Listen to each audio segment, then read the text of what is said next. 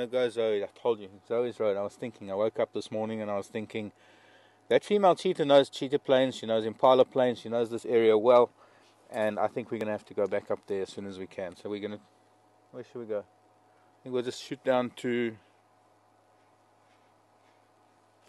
I think while I'm about to turn around. But the wildebeest are gonna have to wait. Our cheetah is still here, second day in a row. We're very, very lucky, and I think we better go and see her.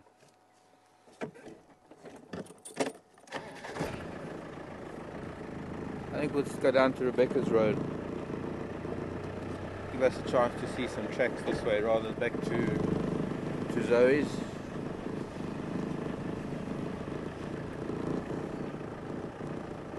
Be able to see if there are any tracks or something else. I just come down towards Philemon's Dip, Philemon's Cut Line.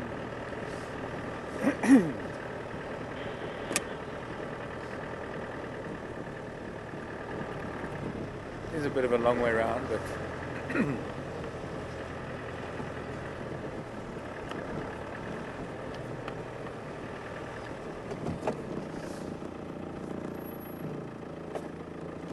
excuse me a moment.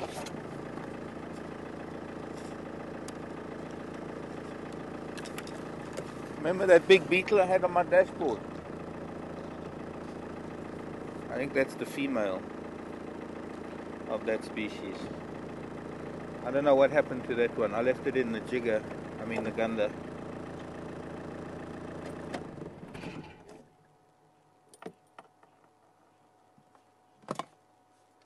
Although this could be a different one altogether. She's quite big.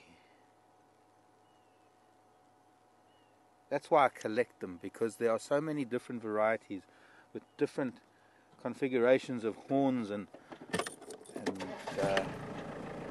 things on the thorax, horns and spines and tridents. This is possibly a recently dead one.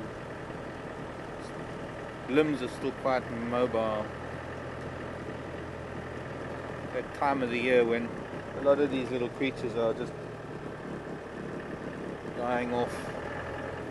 They've done their thing. As adults, many of the insects as adults don't even eat.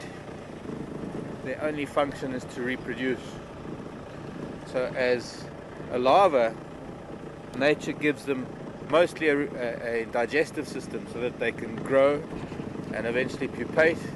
And then during the pupating process, during that metamorphosis, the reproductive system, all those reproductive cells that developed into the reproductive system don't get transferred to the new morph, the new adult, but the reproductive system's stimulated as they go into an adult. And most creatures, not most, quite a lot of the insects only have a reproductive system. Some of them do take in nutrients, like some of the wasps, some of the moths. They do take in nutrients so that they can stay alive to mate. Excuse me.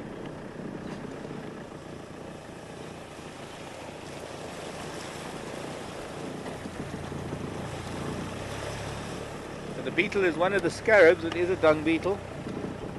I'm not too sure which one. We have probably 250 odd different types of dung beetle here. That's just a number I'm guessing at. Somewhere in my memory banks is something that says it's quite a few different species. Yep.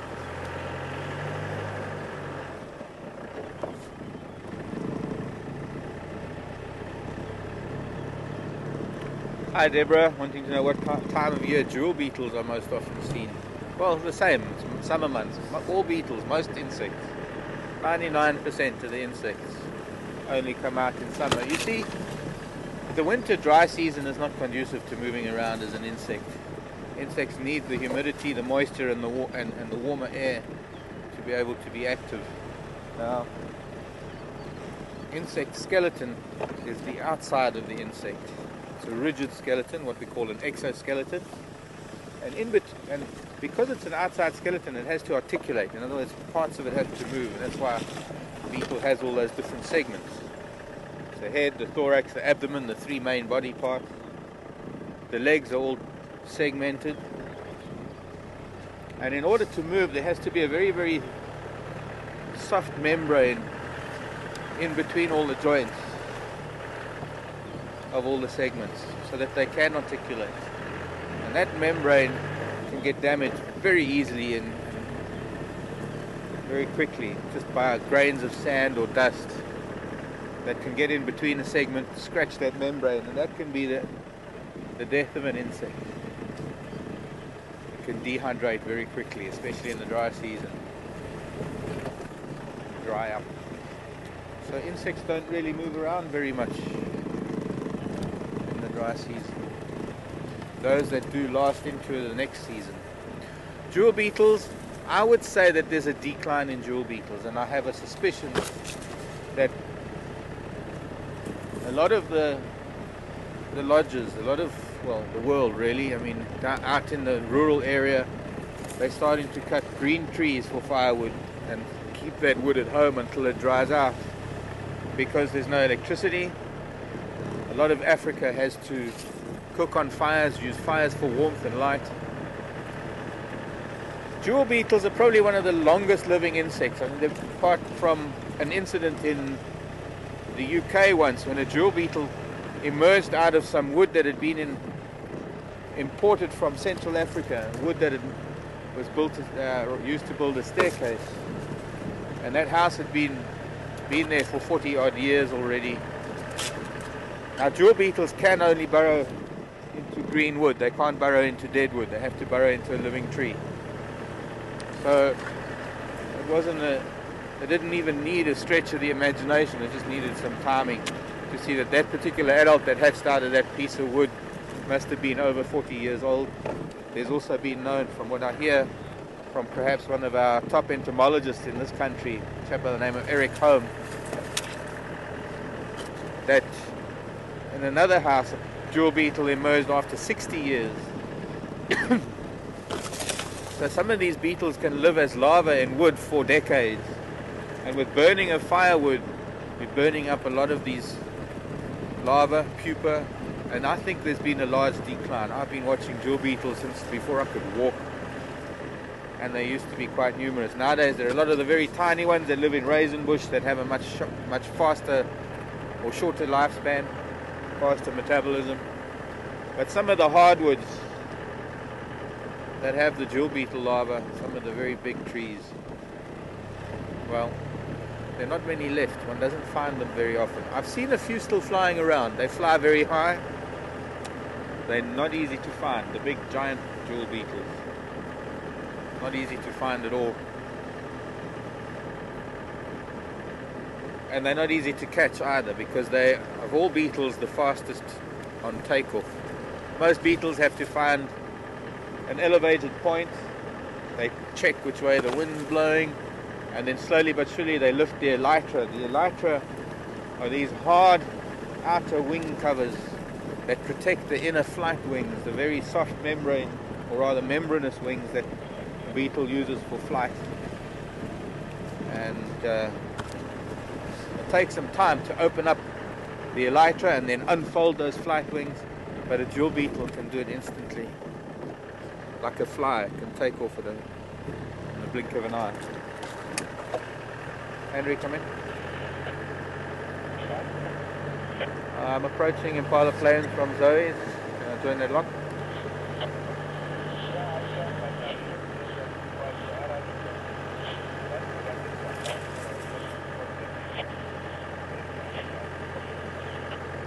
Okay, copy.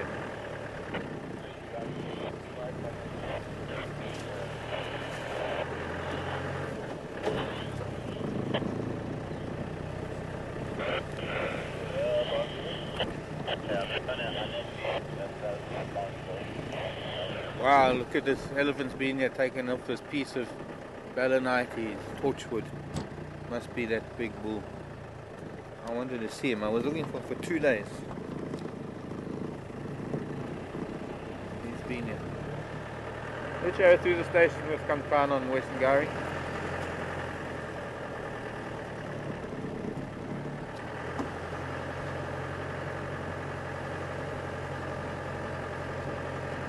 Which area through the station with Kankan on Western Gowrie Impala Plains? Yeah, copying you now.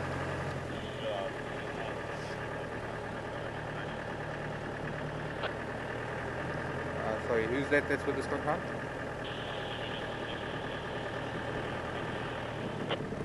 Okay, copy, thanks.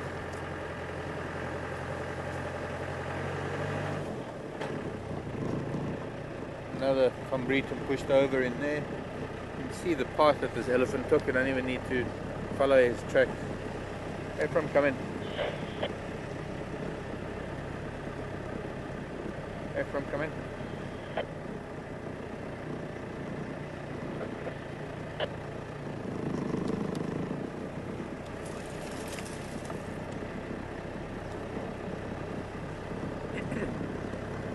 Ephraim, come in.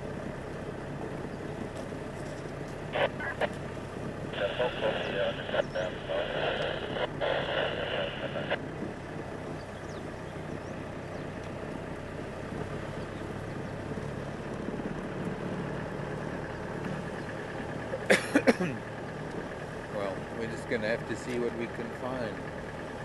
I don't know whether it's Impala Plains or Triple M now. Hopefully she's still here. My guess is she's going to move up towards Sandy Patch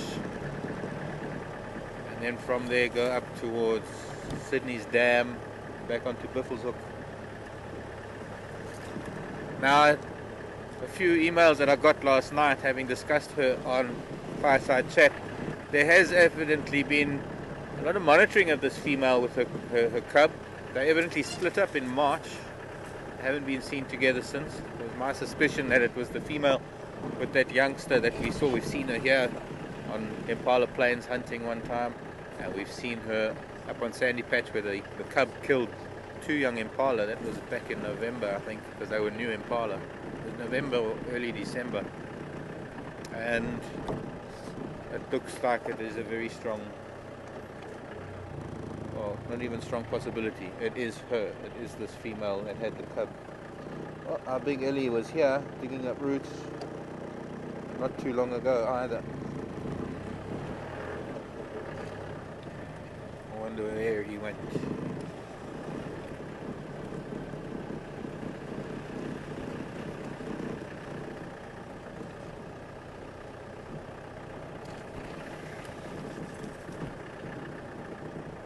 Hello Deborah. As far as reason why they take so long to reach maturity, I really couldn't tell you.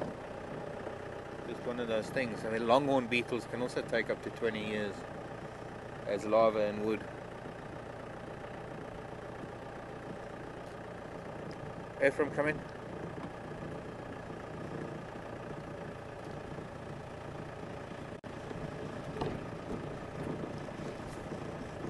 Any station copy?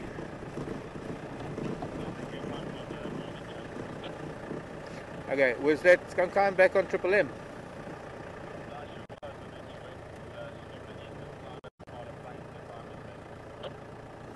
Oh no, he's not. Okay, copied. Yeah, I've got him visual. Thank you very much.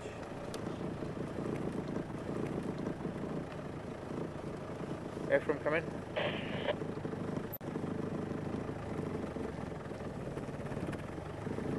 I'd say northern side rather than eastern side.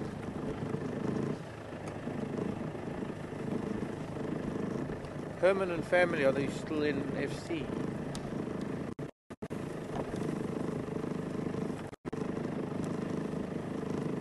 Not copying you.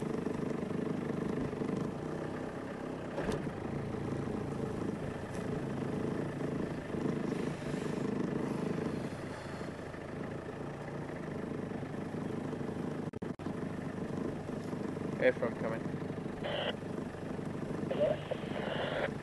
Can I join you?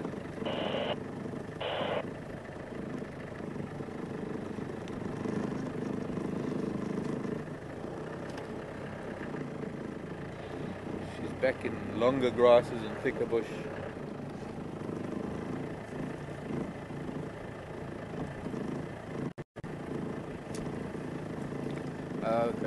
facing us, we need to find a spot where we're not going to have. Try this side of Ephraim.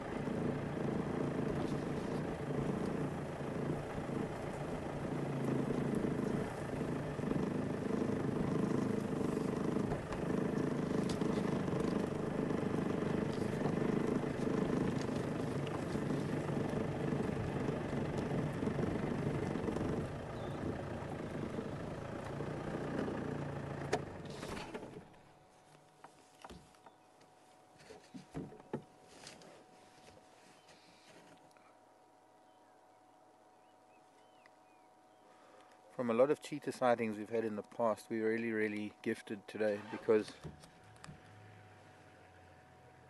she's here for a second day and we get to see her some more. Morning, people.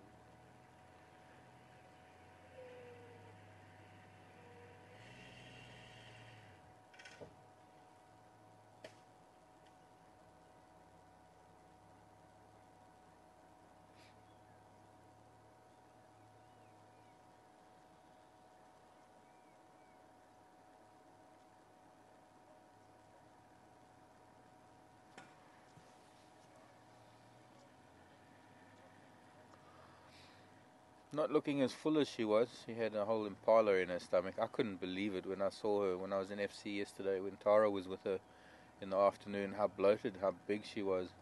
And then she still came back for more.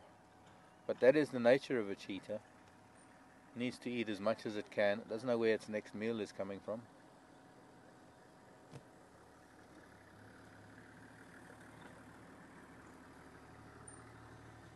Okay, we're going to move a little bit now, get a better... I didn't want to have the other vehicle directly behind her, but now we can just get into a slightly better position without too much vegetation in the way.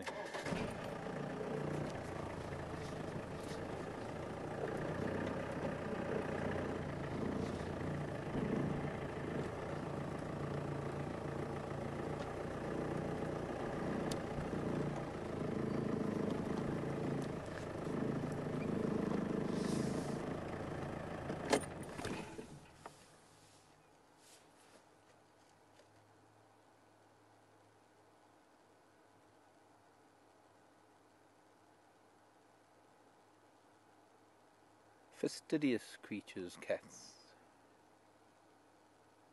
Yes, I'm talking about you. Morning, pretty girl.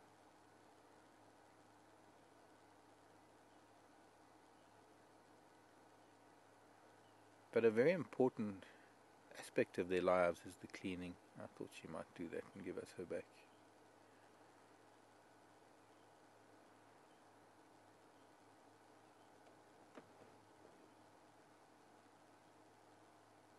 She's just cleaned her head and now she's getting it dirty again. Full of sand.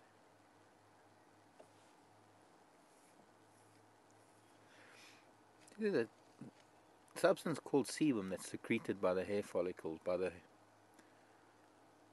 think it's the hair follicles.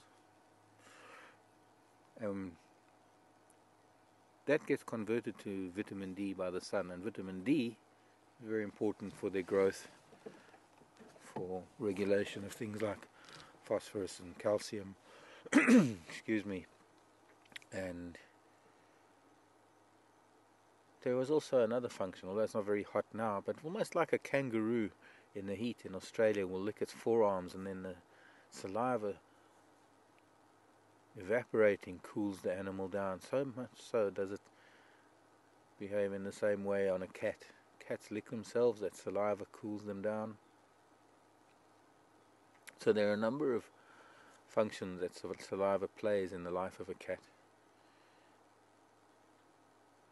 And it's all brought about by cleaning.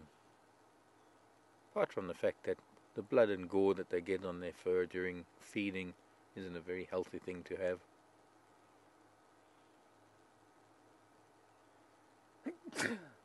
Bless you.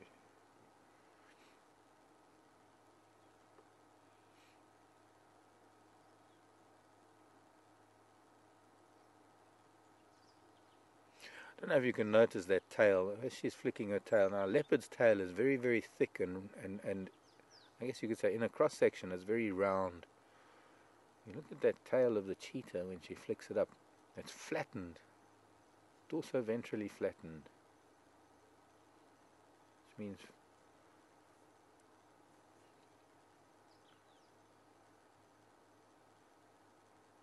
and believe it or not, at the speed that a cheetah runs, that tail is able to act as a rudder and help it turn sharp corners, because no animal really runs in a straight line. And if you've ever watched a documentary of cheetah hunting, they zigzag after their prey zigzag, and they've got to change angle, change direction very, very fast. The tail helps not only with the balance, but it also helps in turning. I guess you could say like a rudder.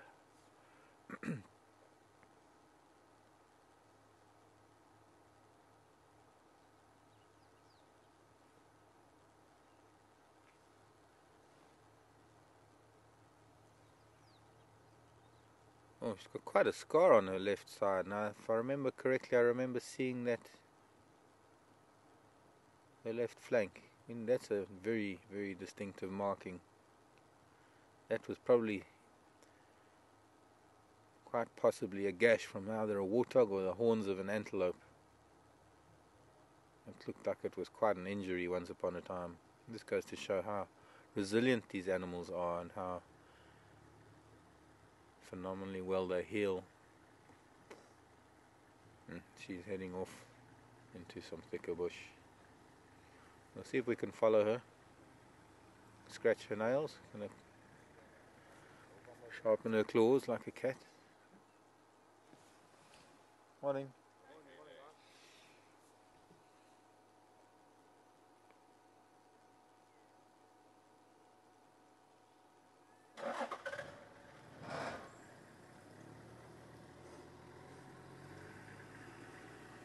Might actually be going through to Zoe's road rather than up to Sandy Patch. Okay, let's see if we can keep up with it.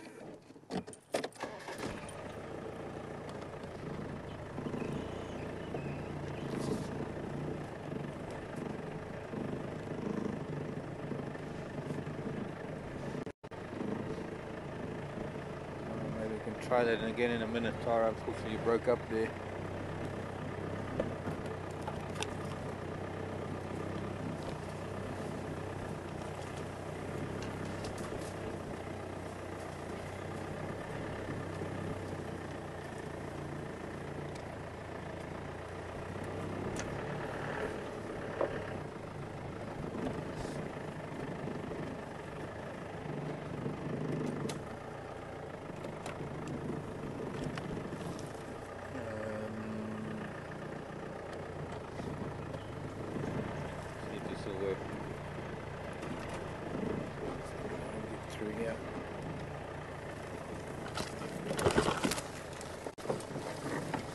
Yeah, better bet. Better you bet.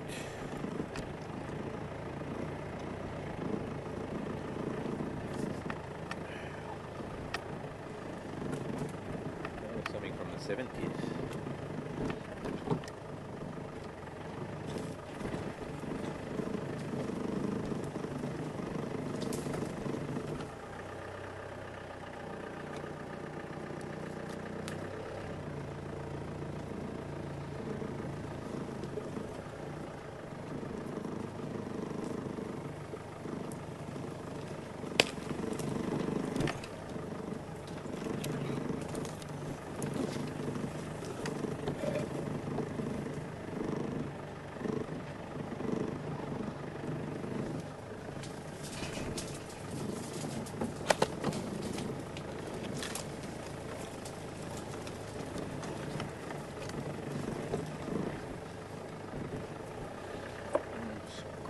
Between this zebra wood, no?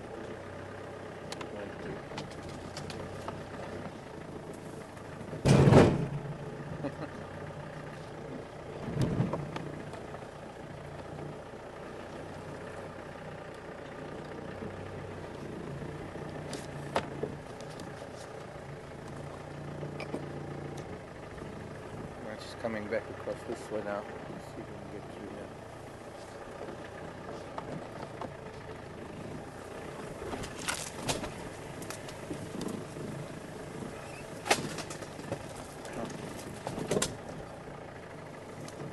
Oh, that's not gonna.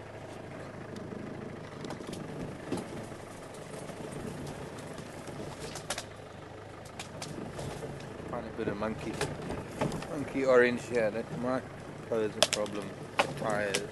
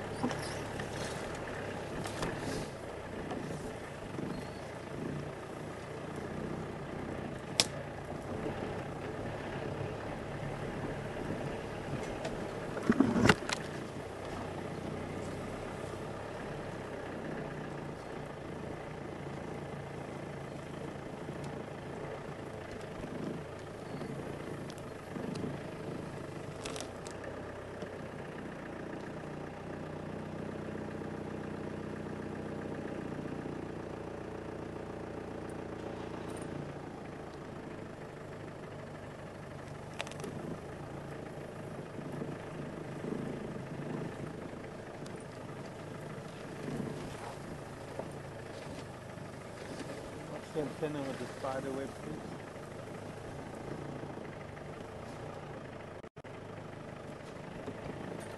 Thanks. Beautiful big torchwood here that I haven't seen before.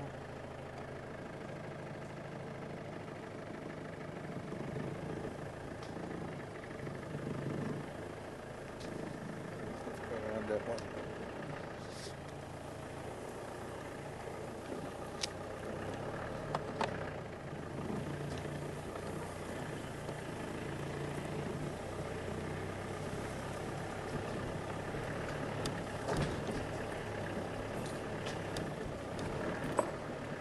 Sorry, Mrs. Spider.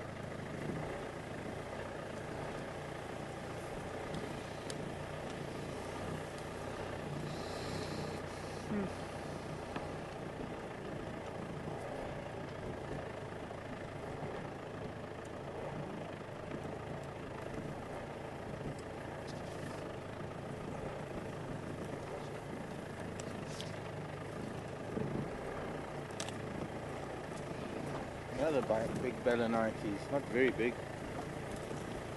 Torchwood.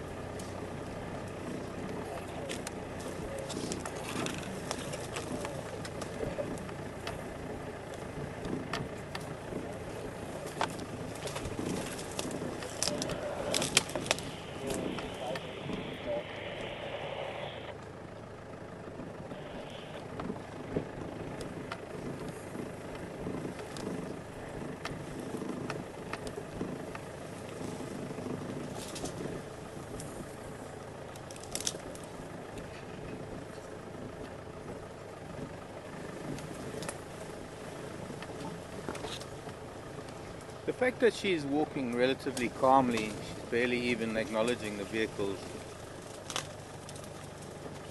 is an indication that we're not troubling her too much by following her off-road.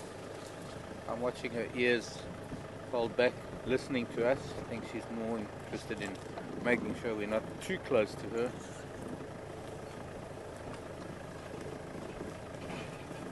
But I'm confident that we're not disturbing her too much.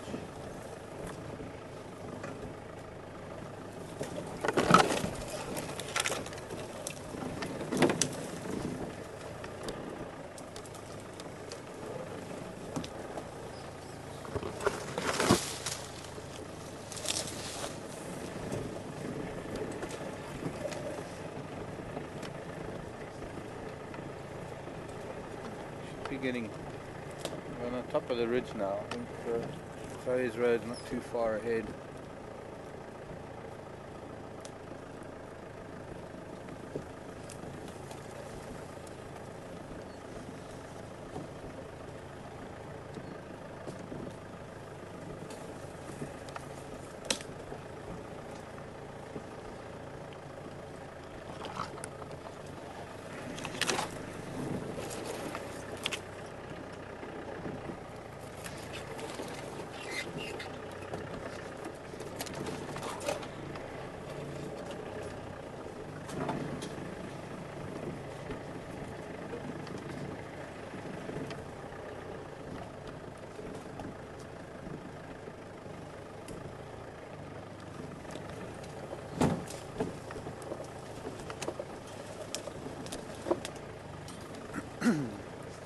Cara, what was that question earlier when you broke up?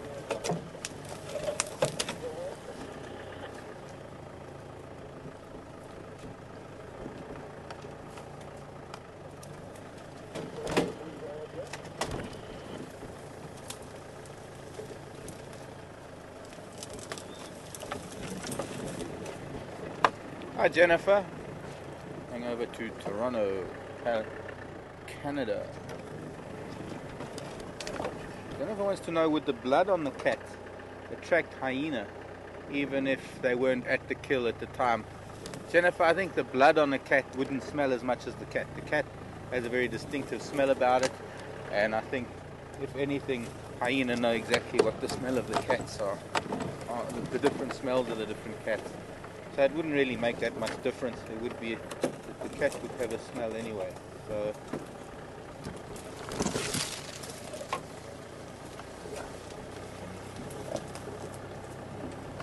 I don't think it would make, as I say, I don't think it'd make that much difference. I'm getting a bit caught up here. Spotted area here. Try and follow it. I'm just trying not to. I'm going through a lot of old golden orb webs. Just the main strands remaining, but there are still a few golden orbs here. And as late as the season is, I don't really want to damage them because they obviously haven't laid eggs yet. Now it's interesting to note that female spiders have what we call a spermatophore? No, spermatophore. Anyways, it's like a pouch, as it were, that stores sperm. She can use it when she needs to. Dead tree.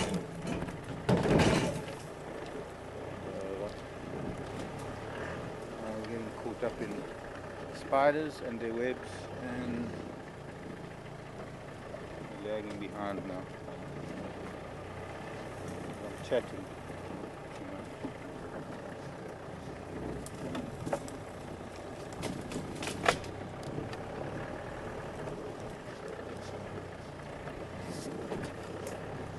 Anyways, the males could have mated with them a month ago already, time ago. The females just wait until the conditions are right before they produce eggs, fertilize the eggs.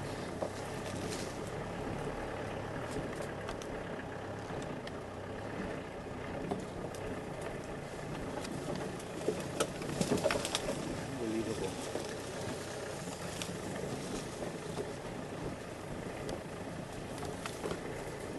Follow Henry's route.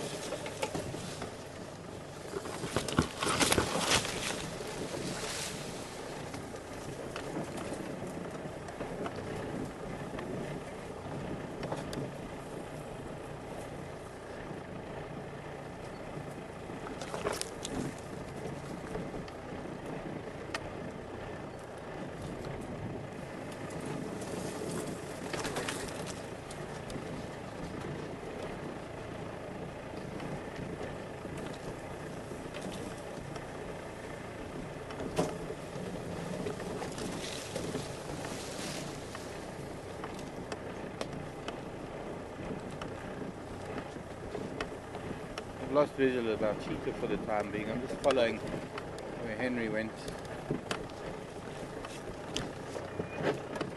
Just up ahead of us.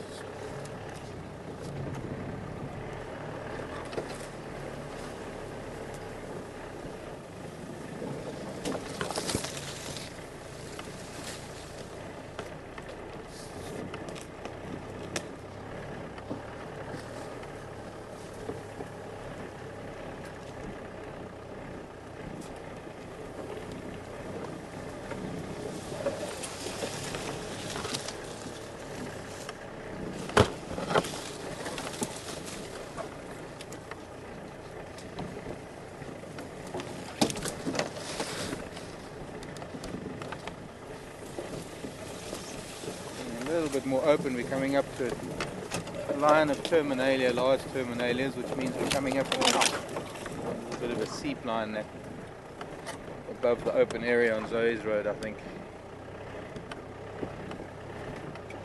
So it should be opening up a little bit more, maybe.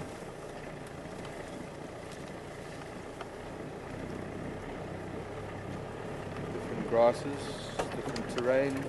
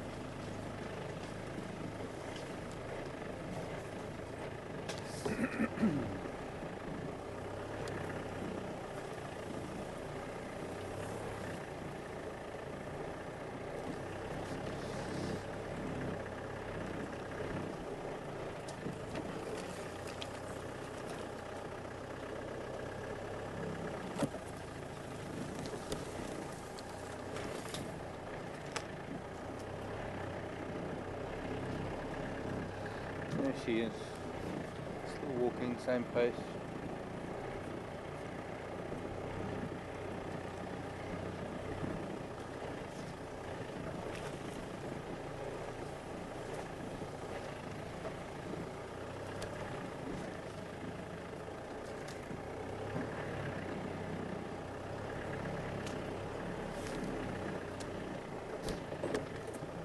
Going through there.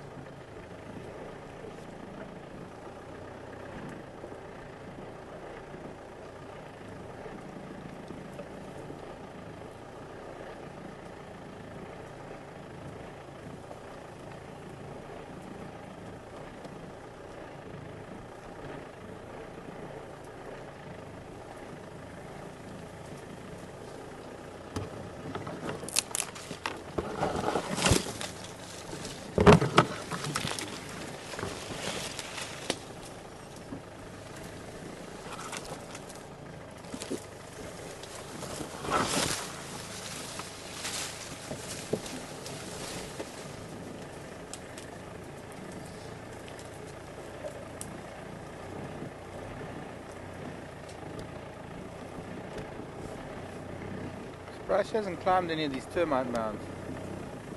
There she goes. She's able to walk in a straight line. We've got to find our way through gaps and trees.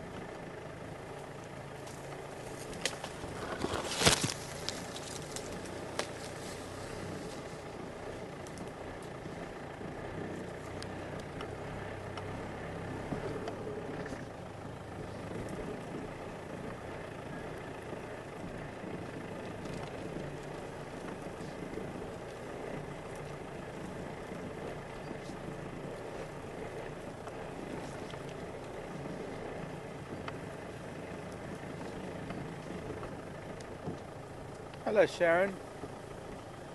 Sharon in Austria. Interesting question. I've never really considered it. Is that Sharon saying or asking, since leopard take a bit of a zigzag pattern when they're walking off road and they're off on a potential hunt, will cheetah also do this? There's open area on our left, by the way. That must be going up towards Impala Road.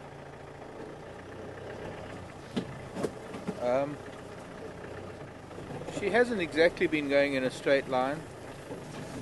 You see, I think with cheetah it's a little different, Sharon, because cheetah, generally when they're walking through terrain similar to this, they're going from one open area to another. They tend not to, and she will. If there was something here to hunt, she would. She'd definitely go for it. Oh, getting very thick, we're going to lose her. Perhaps.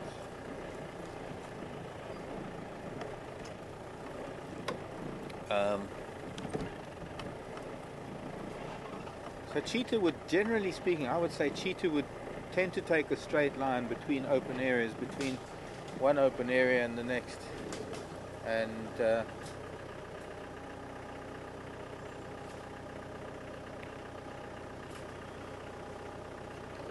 see if we can get around this thick patch of bush. It's going to be difficult because we're going to lose sight of her. We're going to have to guess.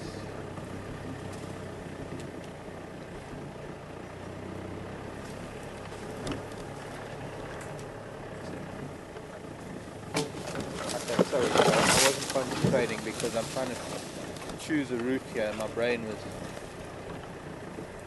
tied up elsewhere, as it were.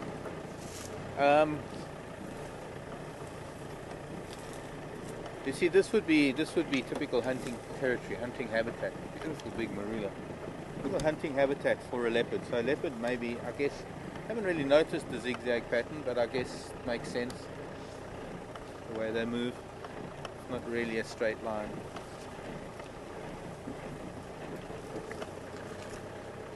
Right, now we've got to find her again. She came through here somewhere.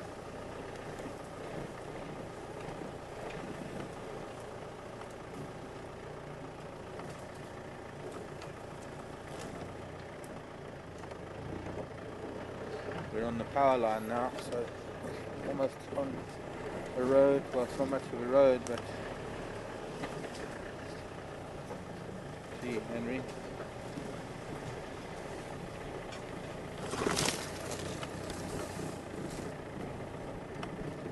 Maybe she's going to take it down towards Cheetah. No.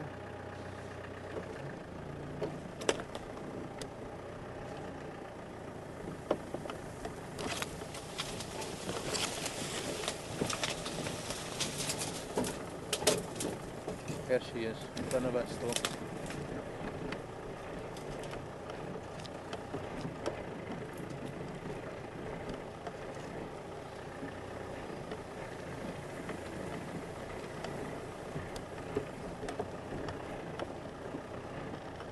She's been walking actually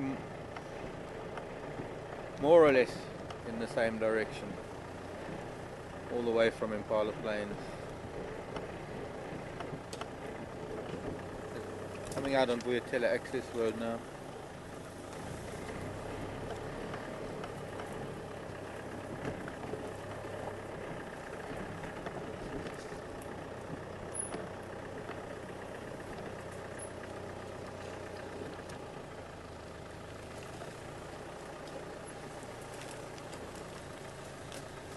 She uses the road.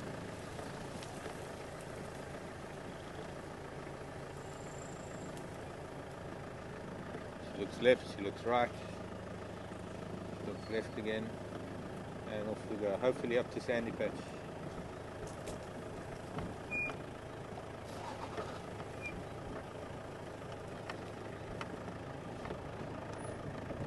We are now on Cheetah access road and we are heading west towards the gate.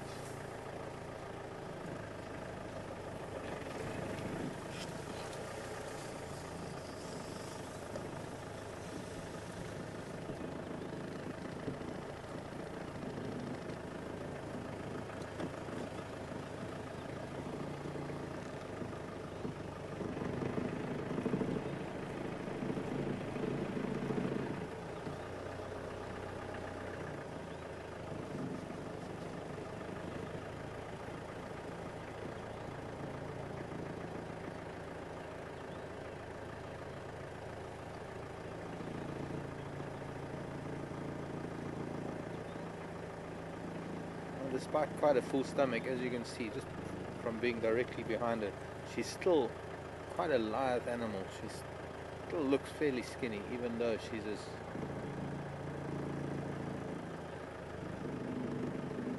full as she is. Up she goes. Back through the bush. Gonna go up towards, take a shortcut through this bush to Aubrey's Road probably. Still quite a distance. It's quite a big triangle to get up to Aubrey's Road from here. And more than likely we'll be going through some really thick vegetation.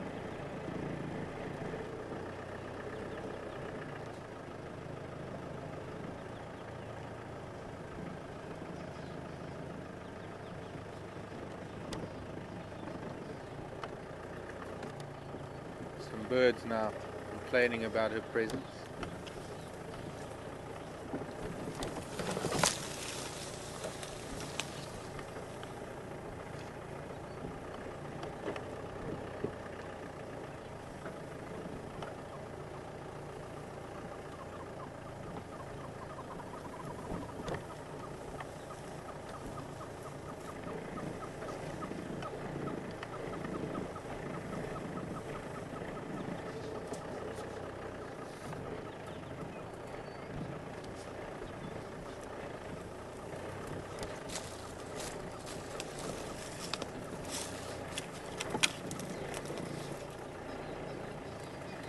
Drongo is shouting at her, hornbill's following her. Now got an entourage, and that's not good for a cheetah because they're going to be shouting alarm as she moves through this thick bush. Can be a little bit tense for her. Everybody advertising her presence. She wants to be as inconspicuous as possible. Cheetah are not very strong predators. In fact, of all the large predators, cheetah are perhaps the most timid and the most easily taken, or rather chased off of their kill. I've seen cheetah chased away by things like jackal. Even vultures overwhelm cheetah on a kill. And the cheetah, rather than have a confrontation even with something as small as a jackal, invariably would rather move off to hunt again rather than risk an injury. Injury to a predator can be, well, can be fatal because an injury can inhibit their hunting.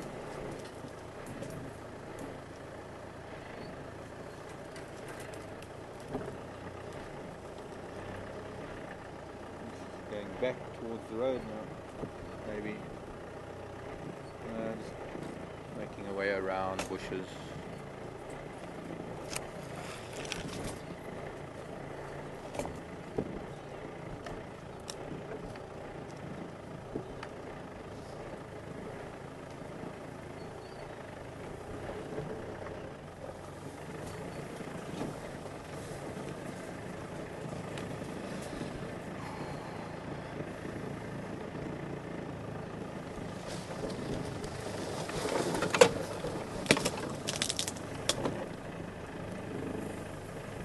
I'm hoping that tires are going to hold.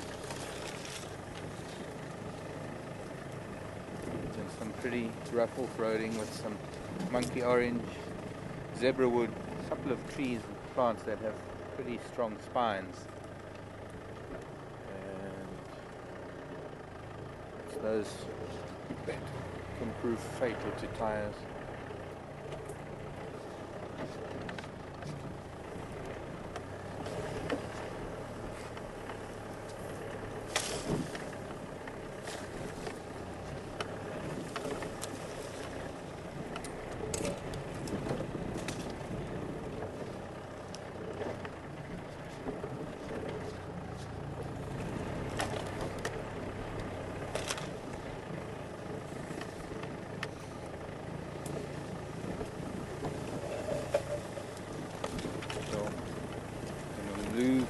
She's getting away, getting too far ahead while I'm trying to find my way around trees. Sickle bush. I like sickle bush. Well, I mean, I don't like it when it's dead and I've got to drive over it.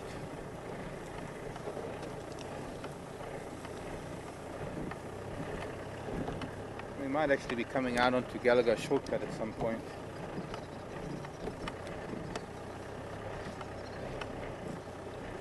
Beautiful wattle here. Big shady wattle.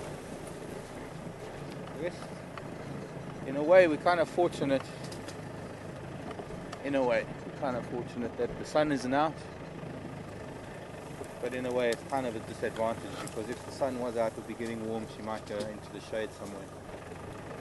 But we're getting to see her move, and by getting to see her move we might even get to see some action, because if there's a duiker, steenbok or a warthog, maybe impala, I mean it does open up a little bit where there could be impala, but if there was something up ahead she might go into the hunt, into hunt mode.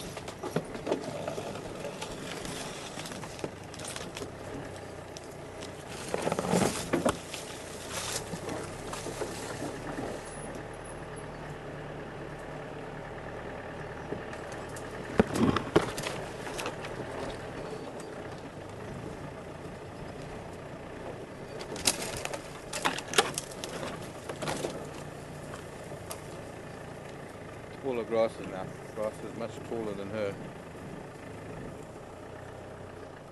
Termite round up ahead.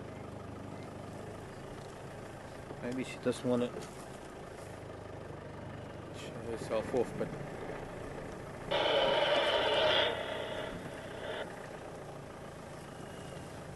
by now I would have thought she'd have climbed at least one termite mound. Maybe she'll head up to the top of this one. There's a waterbuck ahead of her. That's a young male waterbuck, but it's taken off already. The waterbuck saw her before she saw the waterbuck.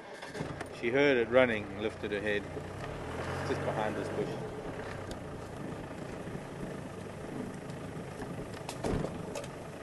I would have said, even though it was a young male waterbuck, I would say it was probably too big for her. It's turned around now.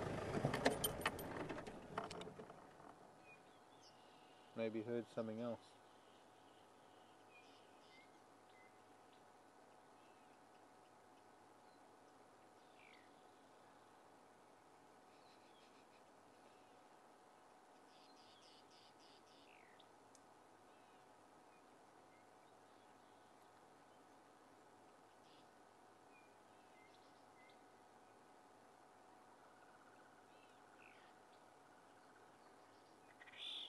Looking up into the tree. She's smelling something. I wonder if there's maybe a... Let me move a bit. We can keep track of what she's smelling. Sniffing the base of that marula.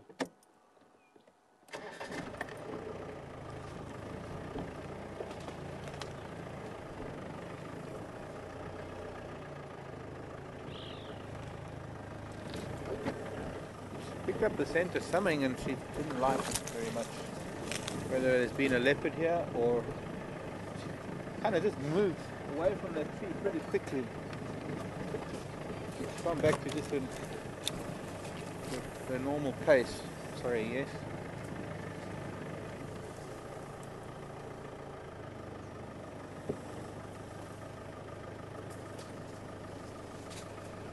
Gail querying what would happen if Cheetah did meet up with a leopard. Well, apart from, well, it depends which leopard it would be. I mean, any leopard I think would Well, they would snarl at each other. We had an incident with a young male leopard and a young male cheetah that saw each other across an open area. They snarled and hissed at each other. The cheetah chose to run away, which was a good course of action. Leopard is maybe shorter than a cheetah, but it is more powerful and it is stronger. And it, well, cheetah would probably get away from the leopard.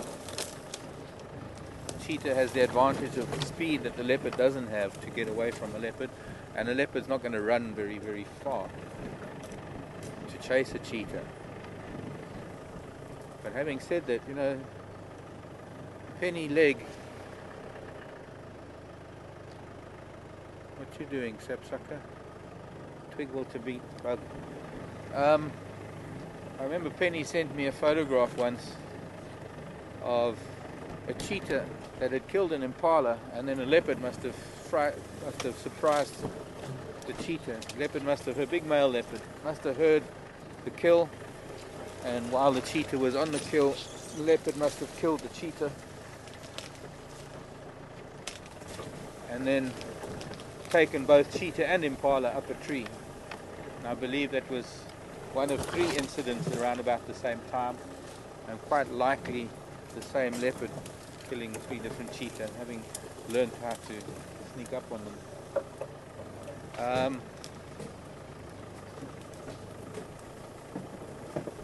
If it was a young leopard, I would imagine that maybe the leopard would climb up a tree. I don't think the young leopard would confront this cheetah. That would mostly be a case of a young leopard not yet establishing and maintaining a territory. Here she comes back towards us. Elephant tracks here. The grass was pushed over, so there are some flattened areas. There, the waterbuck are down there.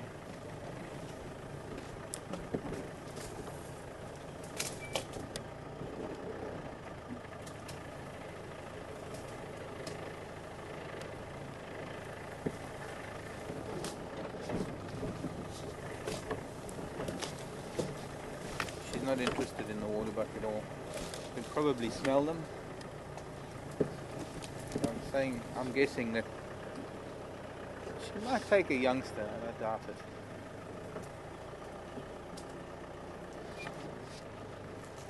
We should be coming up, and or maybe not. And I think here's the dip that Gallagher shortcut goes through. Might be close to it.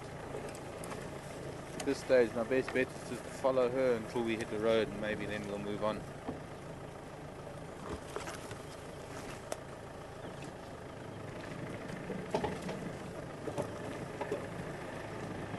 Uh-oh, I think that's going to be difficult to get through here. Might be too many tree stumps. Let's see. That's not.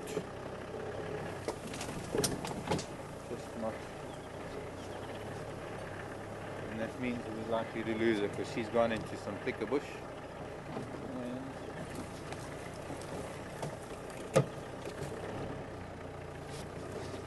If I can get over this dead terminalia.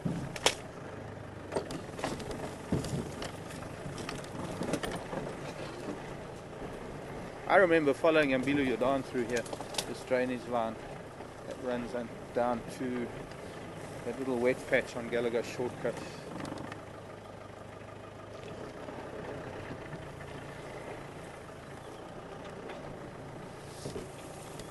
We are now stumped. I can maybe try and move this acacia to get through that gap. Let's see if I can push it with the car.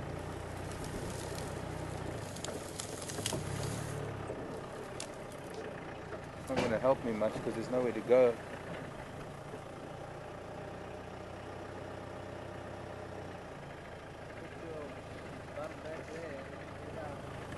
We're going to have to go around.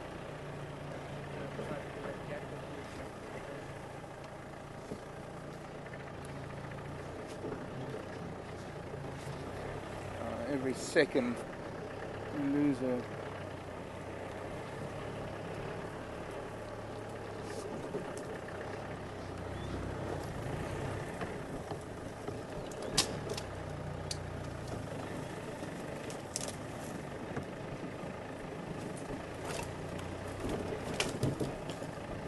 I'm going to have to try and find my way down to Gallagher shortcut. If I'm not mistaken, it can't be too far. You know, it might be quite a bit. I don't think we're anywhere up near Aubrey's Road yet. Ouch, that sounded not so great.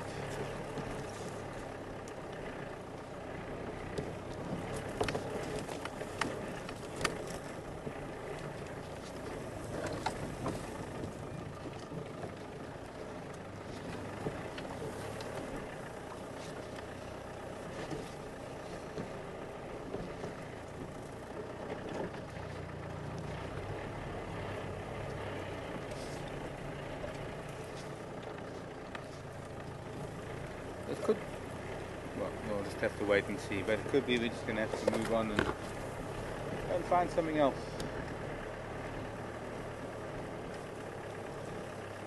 Or it could be we're just going to spend the rest of the morning trying to get out of this.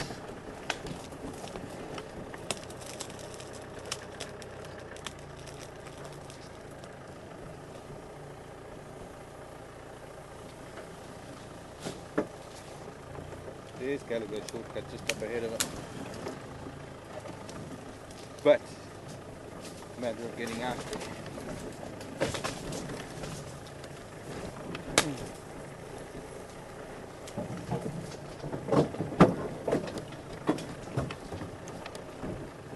Elephant's been here.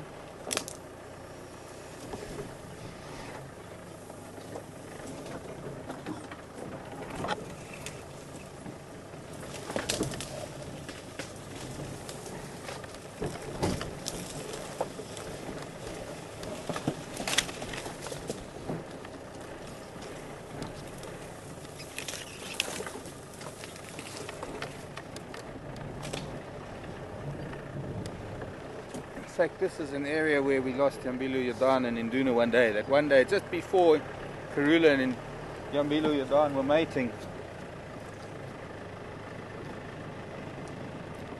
and Induna was with his father for a little bit. Quite an incredible sighting, that seeing the two of them together. Oh, here's an Ellie.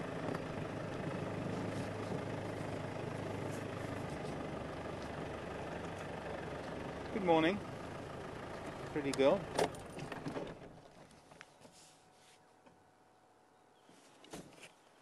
There's a cheetah coming, not that you really care. Cheetah's no threat to an elephant or even a calf. Well, that's fortuitous. She's quite a pretty young lady, this. Nice curve to her tusks.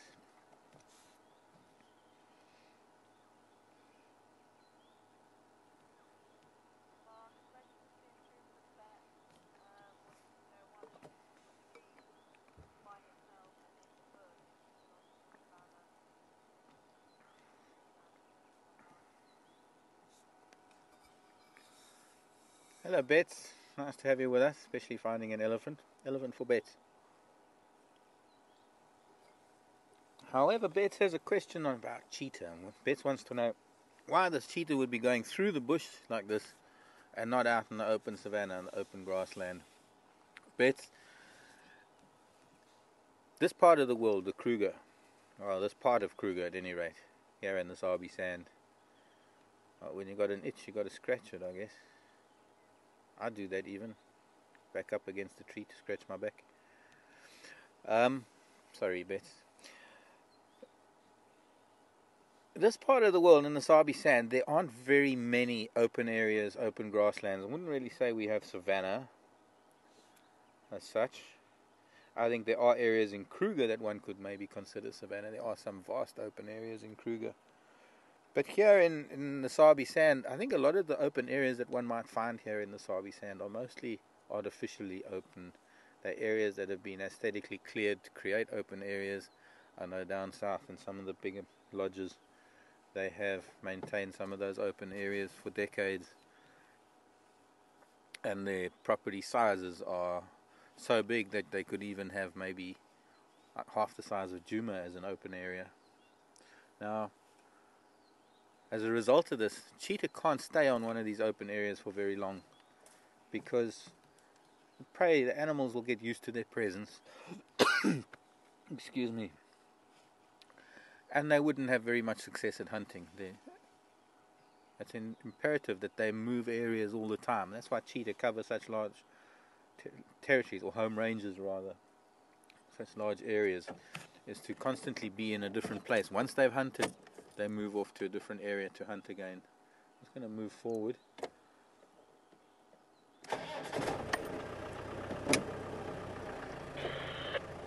Small Tambie and Glover on Gallagher shortcut.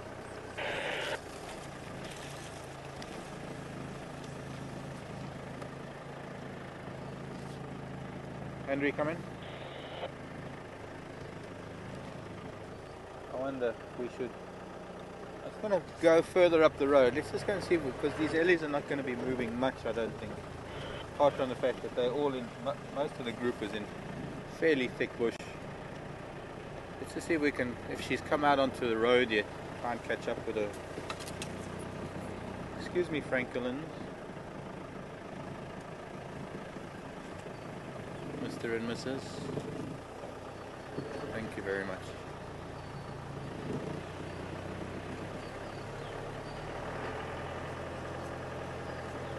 Henry, come in.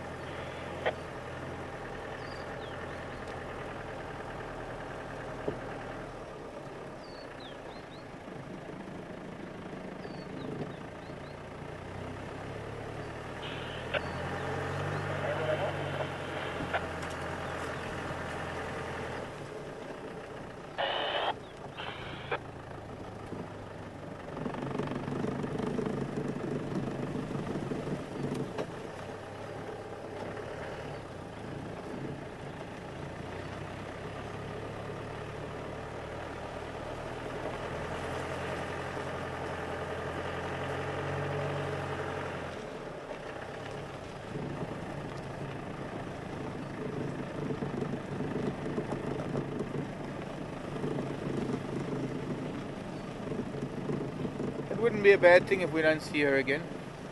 She might be moving parallel to this road. She was getting closer and closer, but she might have even gone up towards Aubrey's Road. I would like to come back to the elephant, but first we'll just see if we can find her. If I don't see her from the road, or if we don't see her on the road, we'll leave her be. She is moving a lot closer to Biffles Hook at any rate, and she will be going to one of the big open areas on Biffles Hook.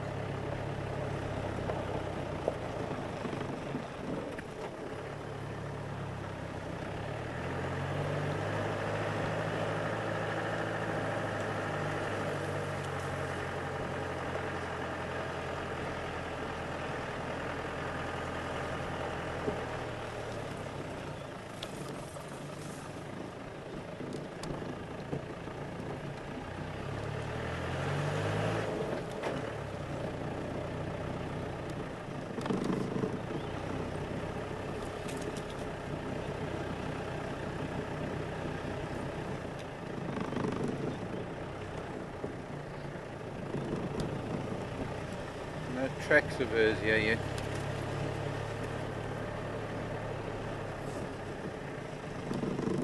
Maybe here on the fire break.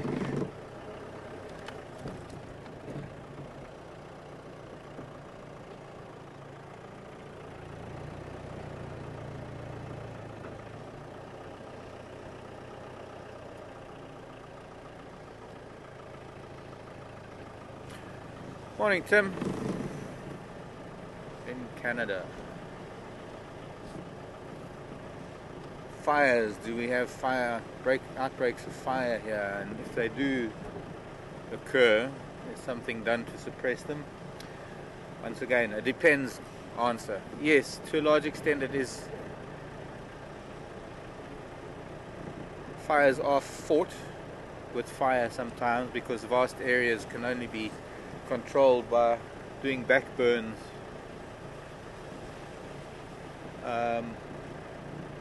So yes, to some extent, but sometimes areas are just too vast and too big, and fires that have actually end up burning themselves out. Let's have a quick look on Aubrey's Road. I'm not seeing her tracks here yet.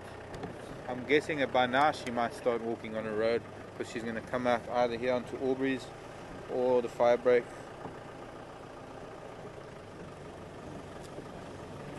or back onto Gallagher. This is where she was coming to. She was sort of making a straight line for here, which I guess will eventually get her to maybe Sydney's Dam.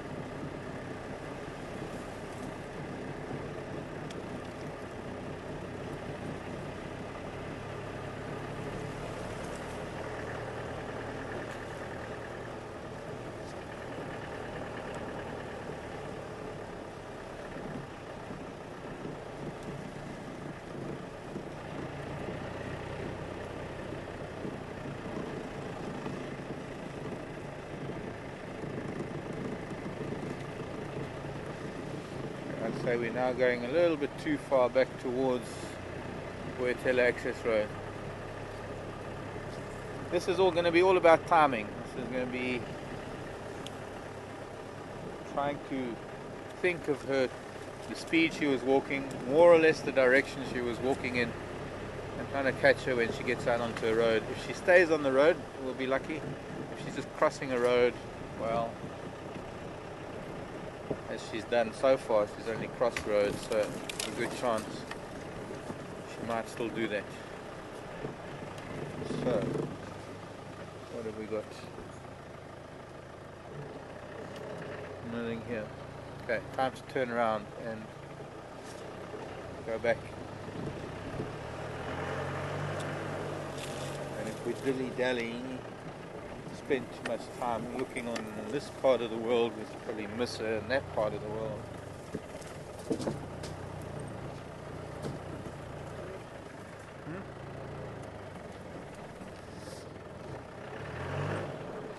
Quite cool.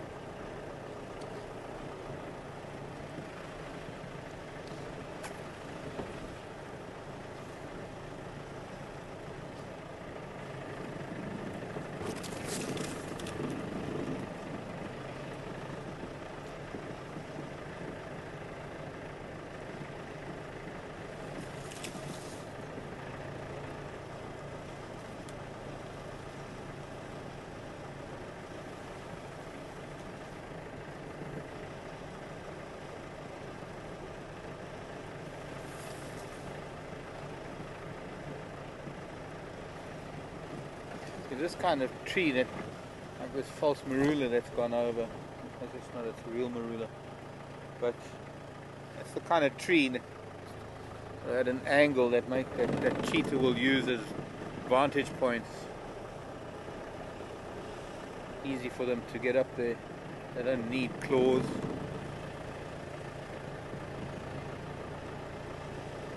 do that. Doves flying this way. Could have been disturbed by her further up.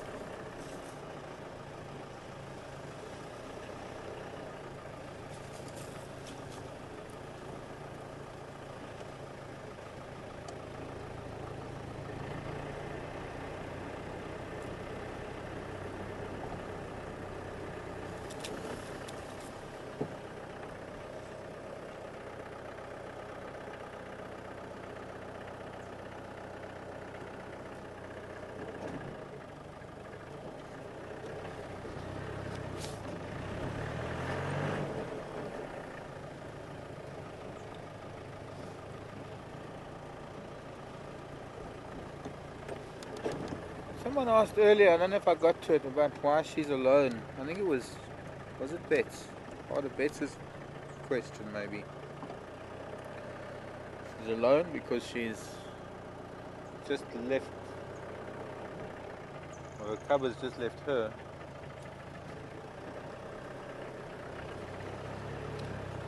And until she gets a new set of cubs, she will be alone. She'll meet up with a male, no doubt, for a while. Few days. If she comes into Easter, or when she comes into Easter, probably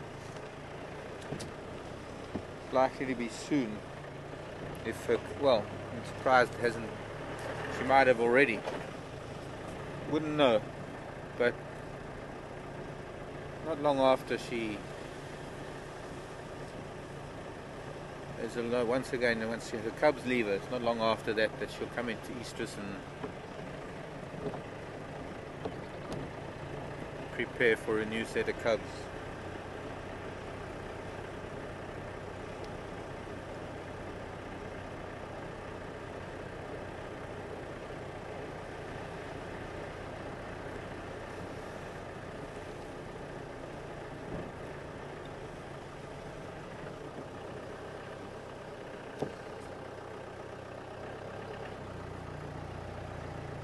No sign of her yet. But then again, could be that she just sat down somewhere and had a rest.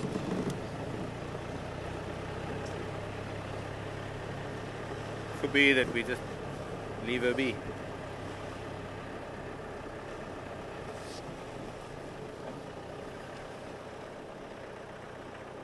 There she is.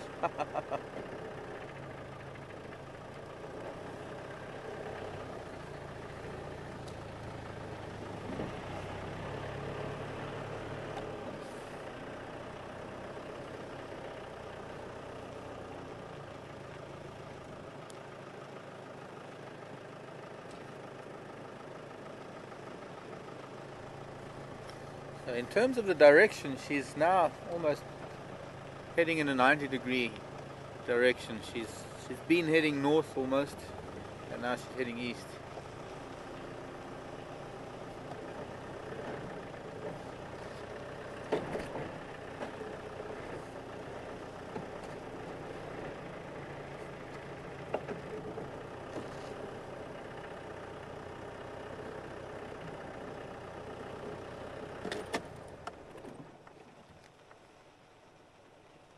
Now she's going to react to the vehicle moving without the engine.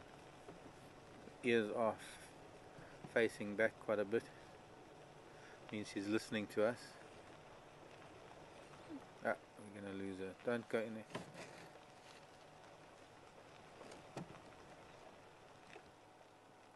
No, don't go. Don't.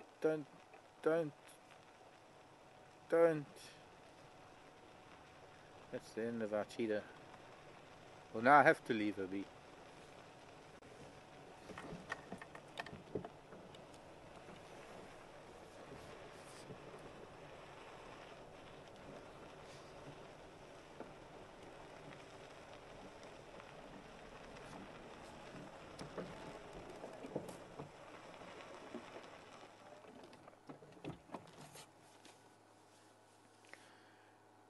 Hello, Binky. Binky's asking if it's usual for Cheetah to be alone. I guess the answer there would be yes.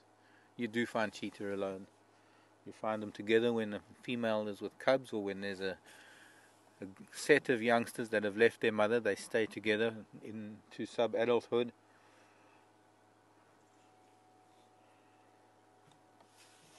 But you know, most animals, even those that are generally gregarious, there isn't that much of a, let me rephrase it, it's not that unusual to find any animal alone.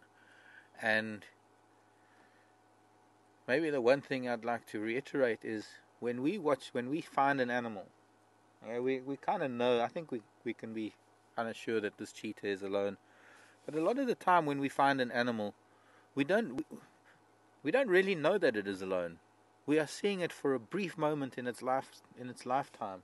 We're seeing it on that particular moment, on that particular day. You can't assume that that animal is alone. It might be on its own for a few minutes, might be on its own for a few hours.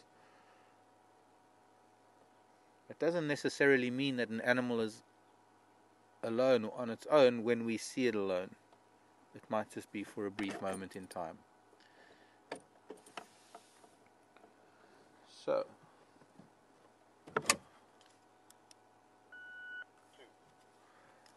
last visual of the skunk hinds, now crossed Buffelshoek cut line and heading into Buffelshoek just east of Buffelshoek sign.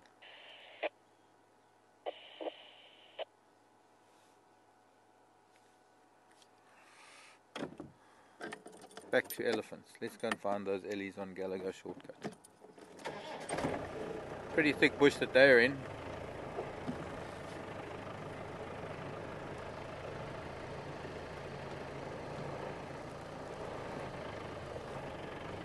Good luck, Mrs. Cheetah. Come back soon, you hear? Yeah, I'll come back soon, you hear? No, I guess my accent's not very good.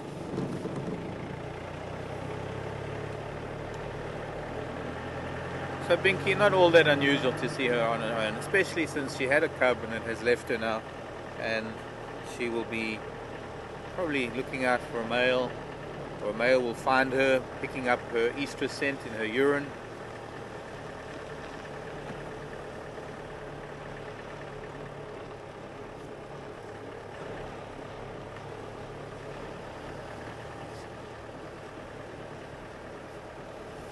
Well, been pretty exciting so far.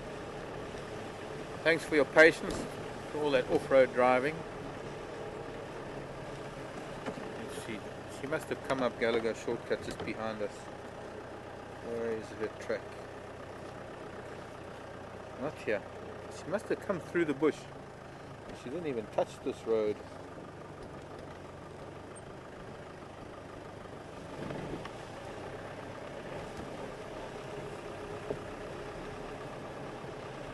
She's not happy to be on the roads today. Probably a good thing. Out in the open.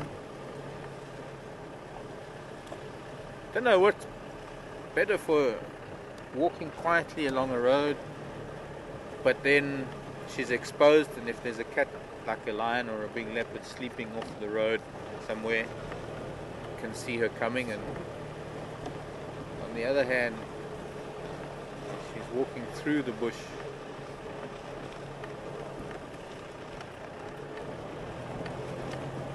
Before she sees something, she'll be almost on top of it.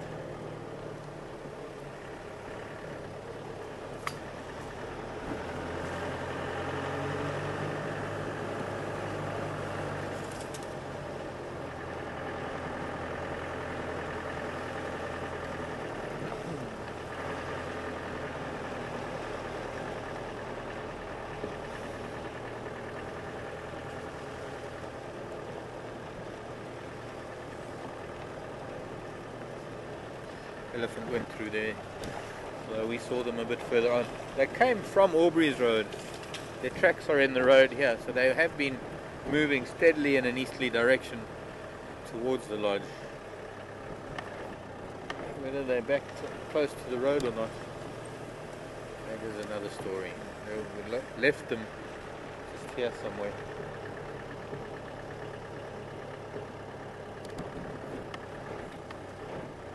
Water. Okay, sit quietly You don't want to rouse him, you don't want to get him angry. Oh, he's coming. Daniel, don't move.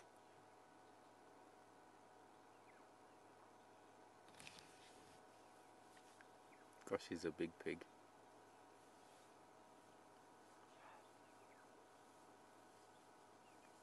He's massive. Hello, Mr. Pig.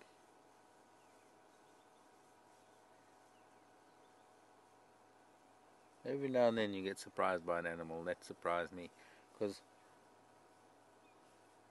warthog tend to run away from us. He wants to walk on the road, so he's just making a detour around us, getting back to the road.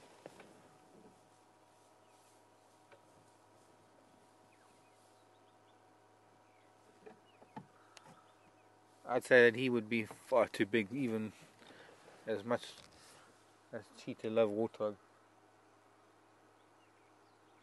I'd say he'd be a bit too big for that cheetah. I think.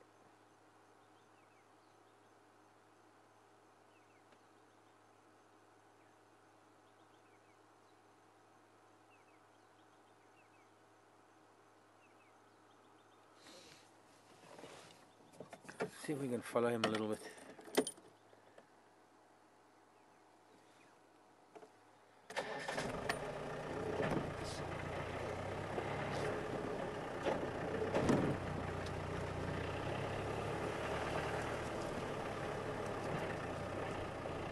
No, he's starting to trot up the road now. Alright, we'll leave him be. Wow, that was nice. Giant warthog. I'm thinking that kind of gash that she has in the side could have been inflicted by a pair of those tusks.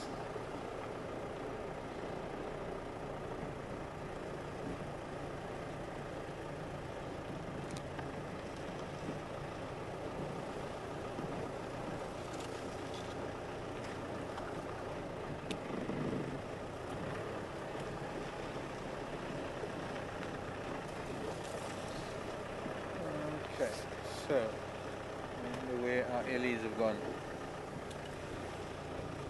There were still some tracks in the road there, but this is where we came out. I'm not going back in there after some elephant because there's too much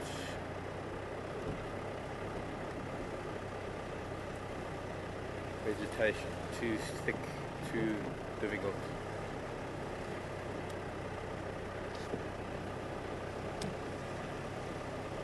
Okay, well, they move deeper in and we'll leave them too. So I'm not going to get a good view of elephant going through this thick stuff.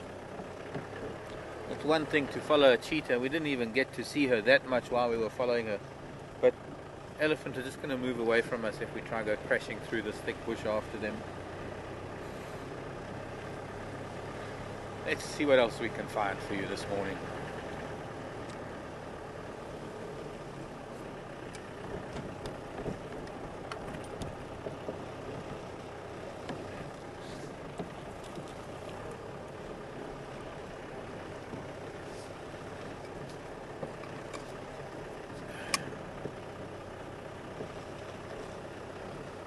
Any update for Western Gowrie?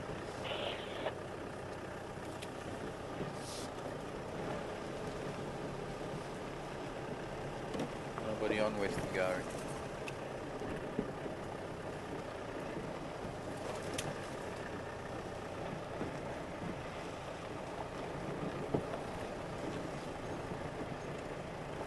Well, I think let's start by going to Gowrie Dam, Twin Dams Road. Let's see if we can find some signs of young Induna, who was around last night.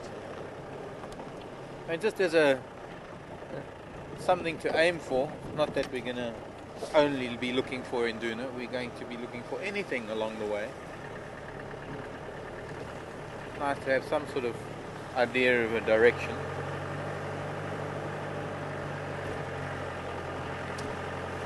I think that's where I was thinking of starting this morning when we left the wildebeest.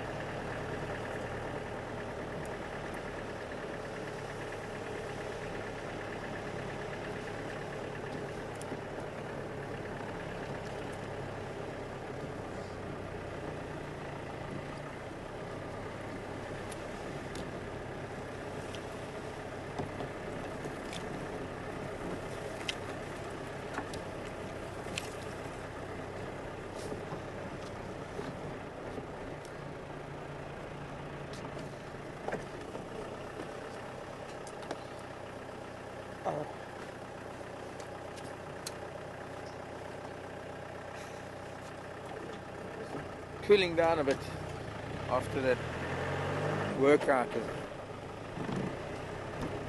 turning the steering wheel. It's really, really hard work, you know, power steering, turning left, turning right, going around bushes.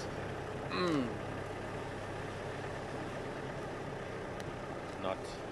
It just warms me up a bit, and I'm starting to cool down a little.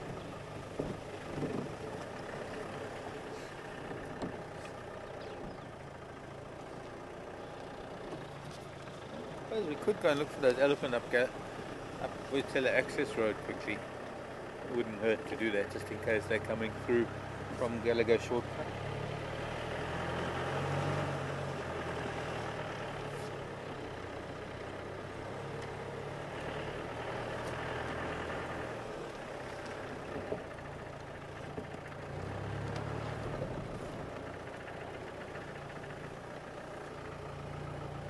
Hello Cheryl. Cheryl wants to know if the zebra have left the area. She hasn't seen them lately. There has been some zebra around. I have seen some tracks. So some of them have, I think. But I think there's still a few small groups around. We'll have a look around for some zebra tracks and maybe see if we can find some zebra sometime today.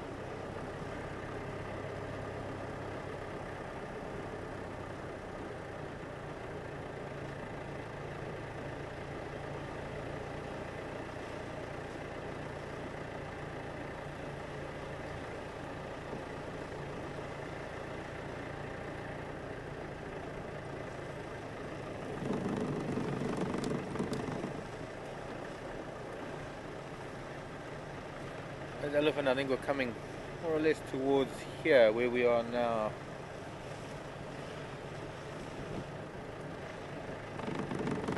We can stop and listen for a minute.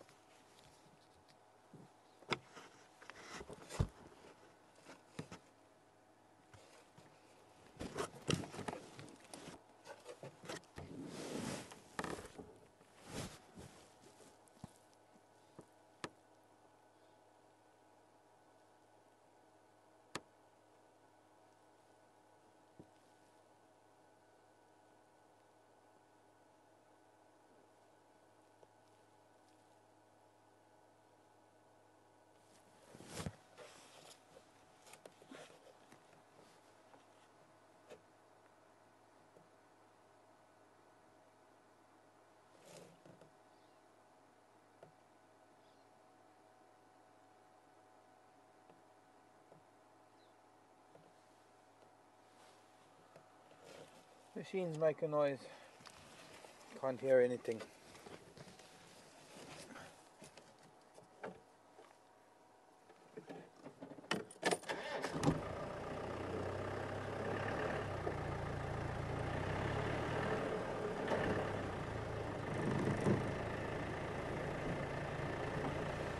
But then it would take a while. You know, if they're feeding on grasses and things, you're not going to hear them. The only time we're going to hear them is if there's a tree going over or they're snapping at branches, maybe snapping roots. So they're probably feeding quietly.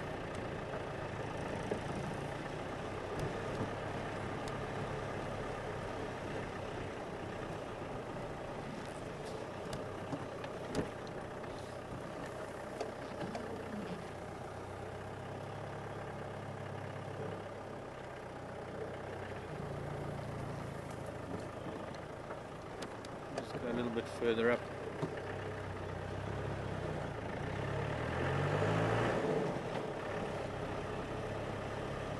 then we went in here after the cheetah, and she moved in a northeasterly direction, or rather northwesterly direction, sorry. And then we found the ellies, so they might actually only be here somewhere, although they were moving south from the southeast.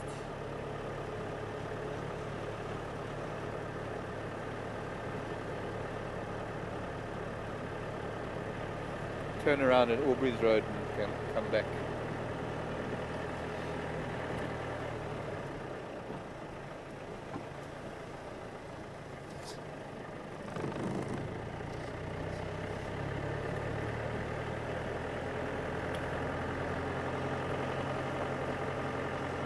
Or we can just carry on, let's just do that. We'll just carry on, go up to Sandy Patch, take Impala Road back towards Impala Plains. Not enough turning around today to keep forward momentum.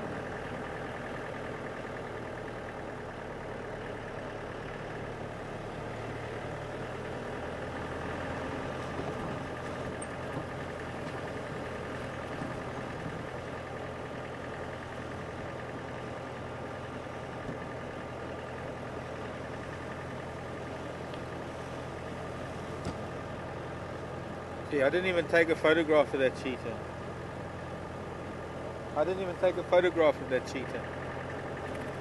When I even had her, just to get facial markings. I'm trying to recall the last time we saw her, which was when the youngster killed the two impala here on Sandy Patch. I'm trying to recall that big scar on her side. Yeah, frame grab from the video. Good idea.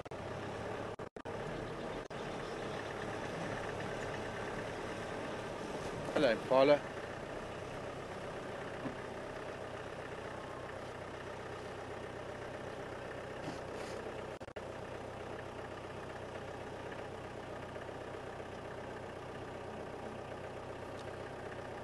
How was it? January we saw her.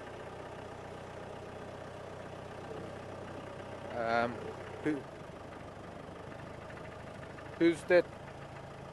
Oh, Anlin. Thank you, Anlin. Got a picture of her with the cub and the sky from January. Was it? So it was January that she was here.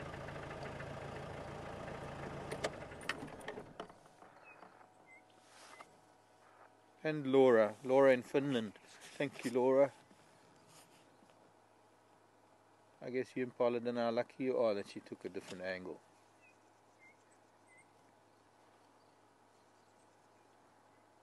Okay, well they've all moved off into bush. They're having breakfast.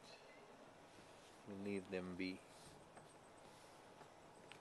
So thank you, ladies. Some pictures of her. That's why I think to recall that scar. Don't even need to have a look at facial markings to identify her. But it's pretty nice because sometimes in thick bush all you've got is the top of the head or the face. And since we are so good at leopard ID, it'd be nice now that we've been seeing her a little bit more frequently than in the previous year. I guess it'd be nice to find something on the face that distinguishes her from other cheetah that we see. Apart from the fact that I think she's the only adult female that we see here. Might be wrong.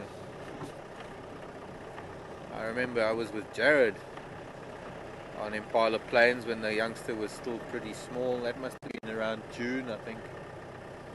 About 18 months old. There is an elephant.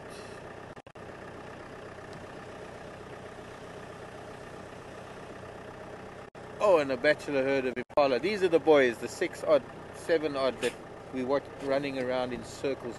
And they were chasing each other in circles a couple of days ago. But that's just too thick in there. It's quite comical. Hello doves, what you finding in the rhino dung other than fresh rhino dung? Interesting, fresh rhino dung. elephant tracks, and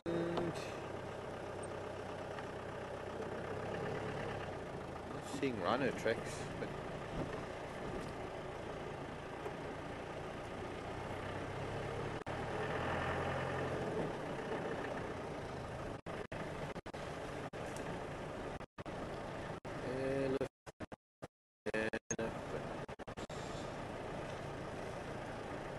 Tembo, Maluma Wame, young boys. Hello, boys.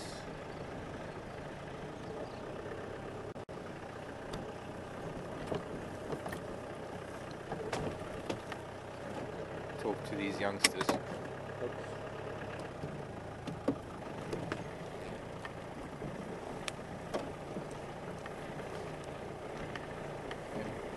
More than likely tagging, well, not tagging along, but lagging behind family group, breeding herd. They're teenagers.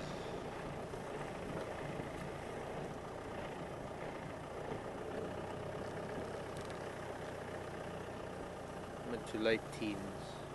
Could well be that they are no longer with the herd.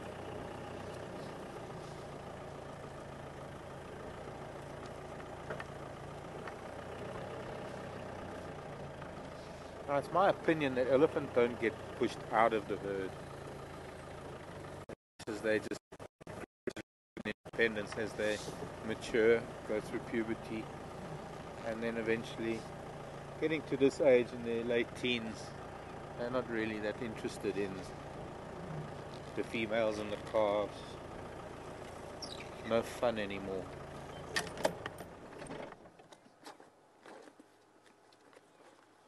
Broken left tusk that he's managed to, I think it looks like it could have broken. Hello. Hello.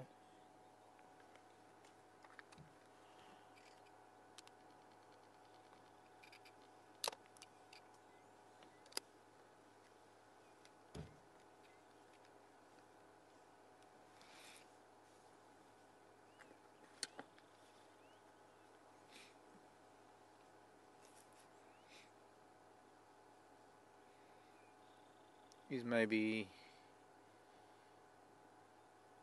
he might even be 20 odd.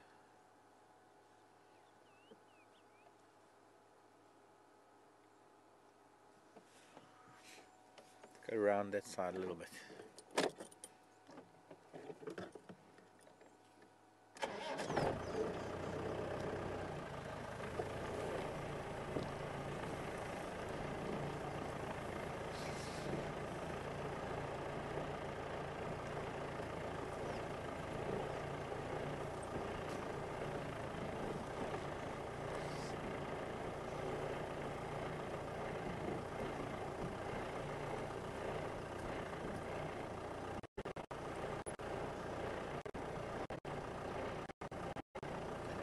Oh, I know him.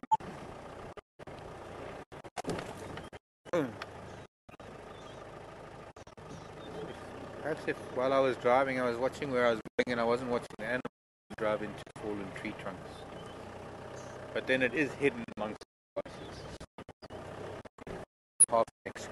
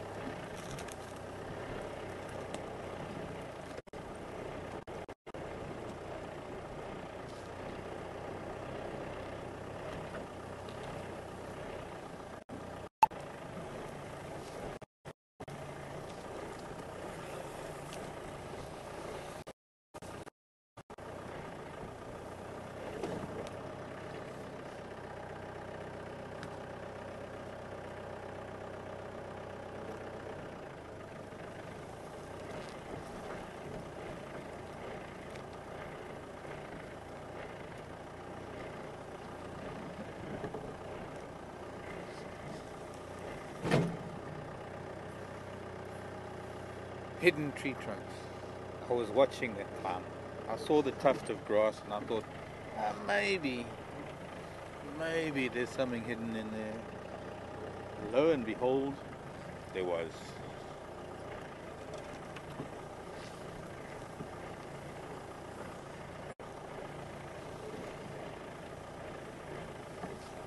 Stop when you hear the bump, clunk. These boys don't seem like they're too interested in talking to me today. Showing me their back. Being antisocial.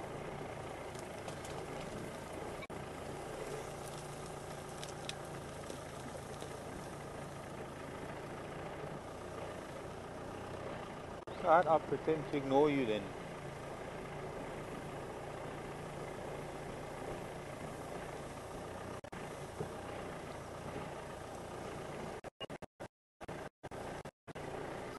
What we'll do is just watch them that way then. They're still going to be moving this way. As long as it's a little bit open.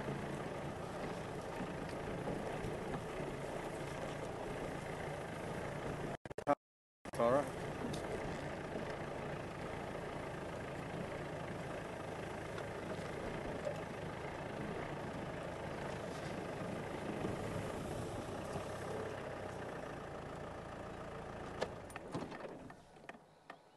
Maybe he'll come down towards us.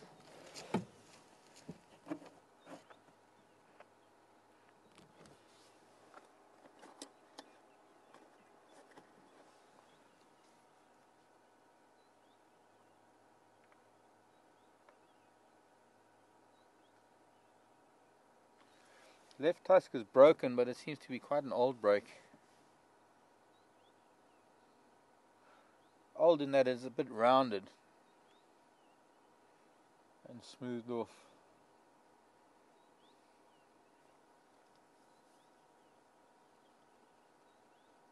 But I'm guessing, just trying to look at it through my binoculars, that it would have been far enough down the tusk that it wouldn't have affected the nerve.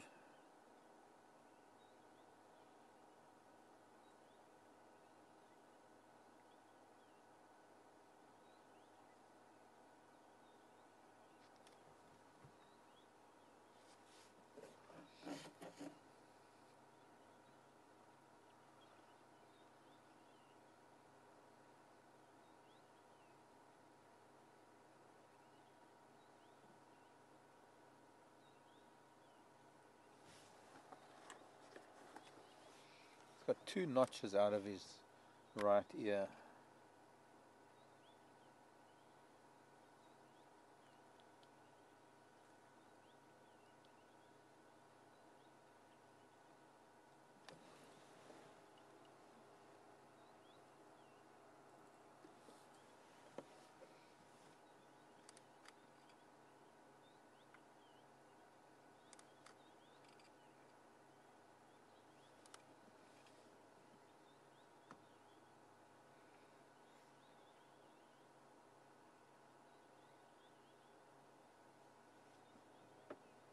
Mouthful of vegetation in his mouth. Well,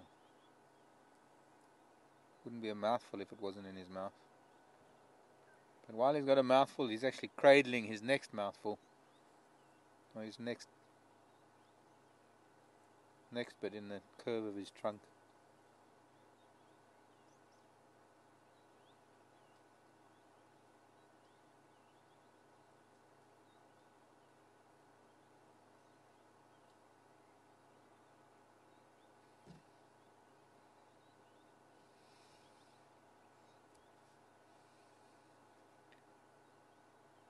See the drongo in front of him, the little black bird. Actually 2 around him. Now, shaking off dry stuff, shaking off insects, sand. Holding it in his trunk till he's ready for it. But those little birds, the fork-tailed drongos, are super opportunistic. Catching all the insects that the elephant is chasing up. You can see those 2 notches in his right ear, very distinctive notches. That and the broken left tusk. makes him fairly recognizable for the future.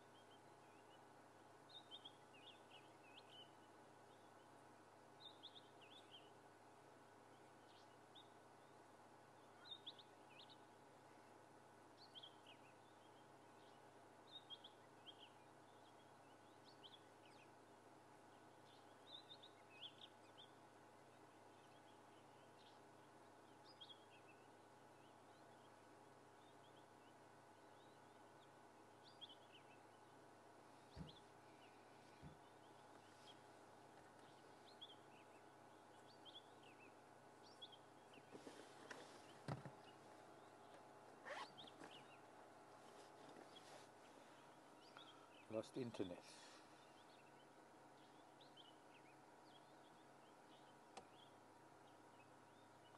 Interesting animal here in my camera bag.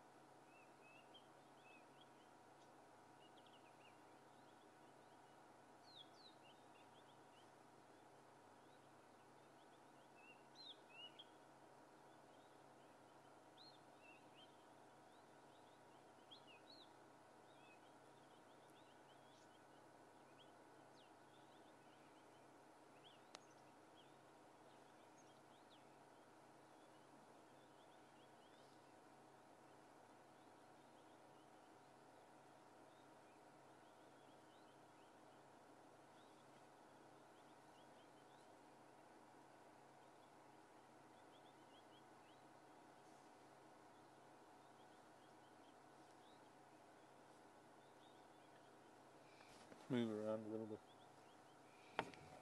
They're going to come through that way.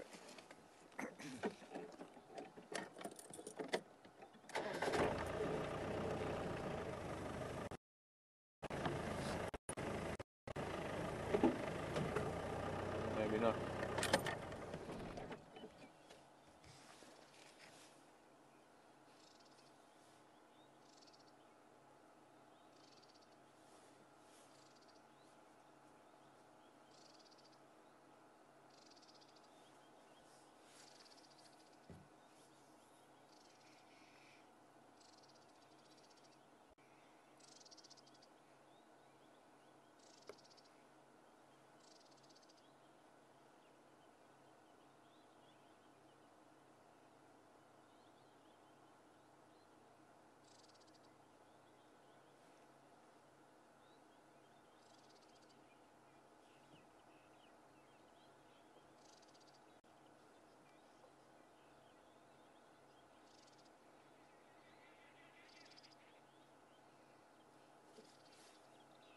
Oh, welcome back.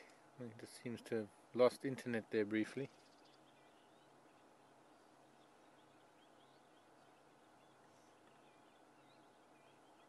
I'm thinking we leave these boys be and carry on.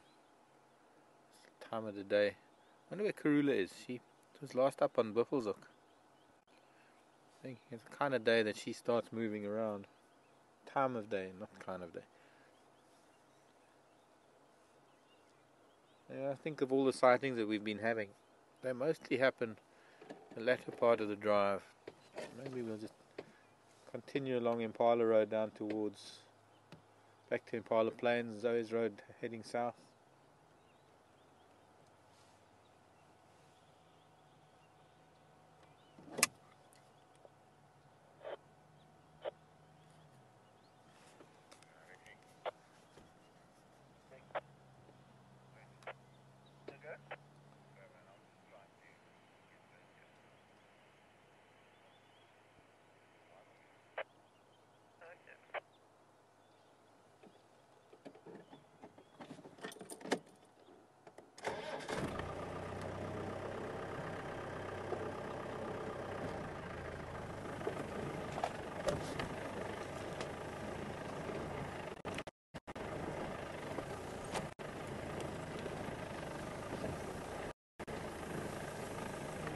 young boerby.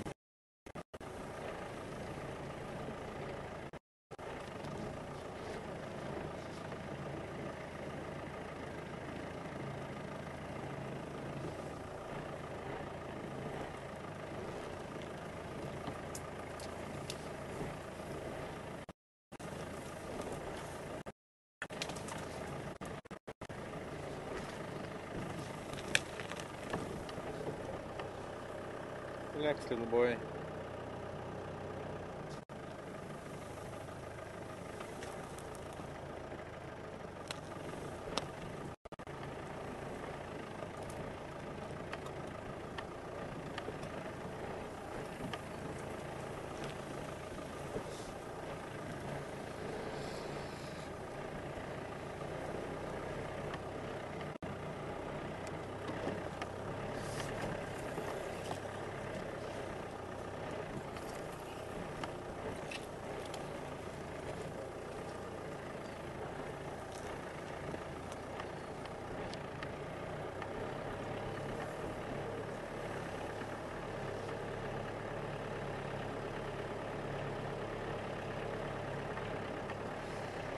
You see how this area here is quite decently flattened.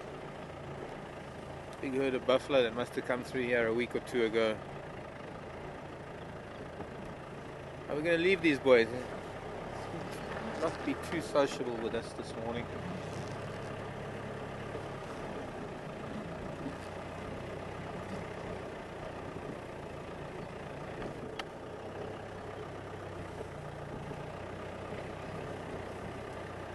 Keeps turning his back on us, and that means that, well, doesn't want to interact.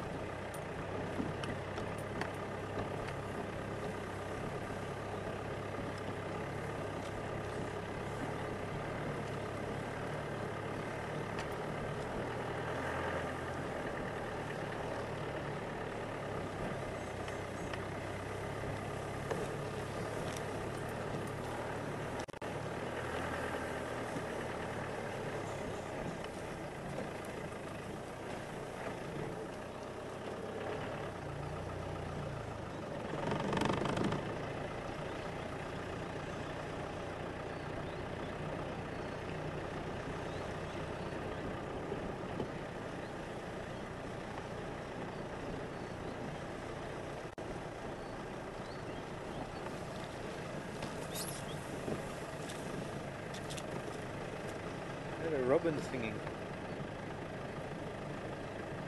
Stopped.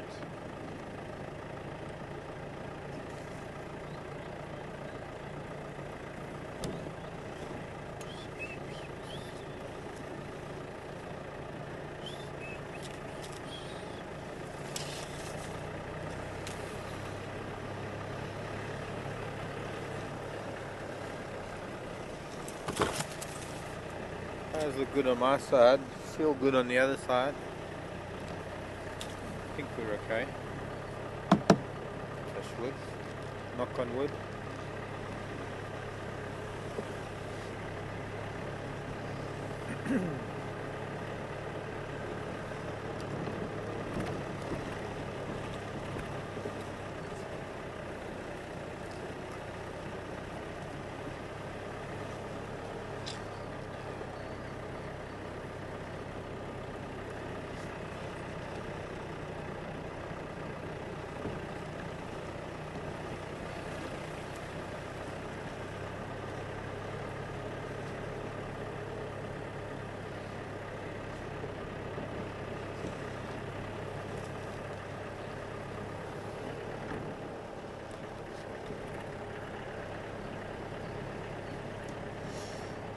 See some lower cloud moving in.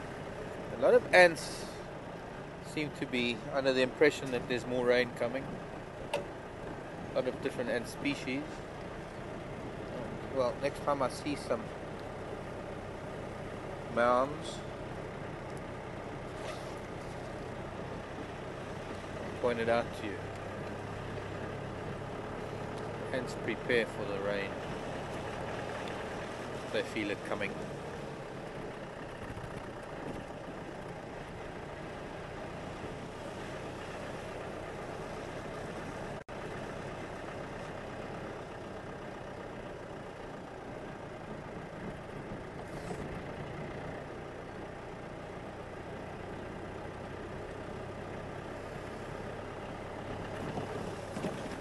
Thank you, Carol. Carol Rosalind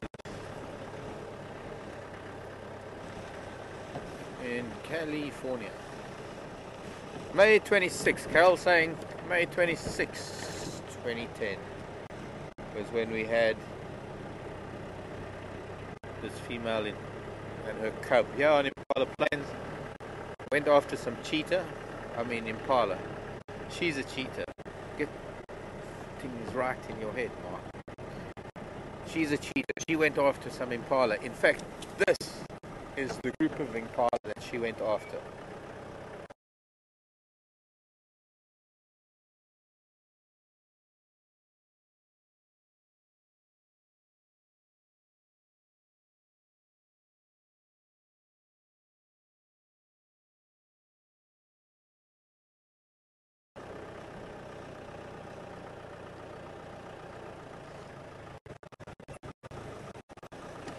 Okay, just quickly.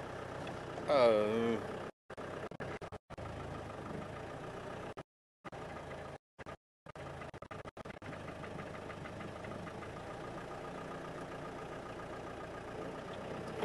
Very well. I don't know if... Yep, what that mean? Yes signal, no signal. Okay. I don't want to move now because I was talking and that's just going to break up and you're not going to get what I was saying.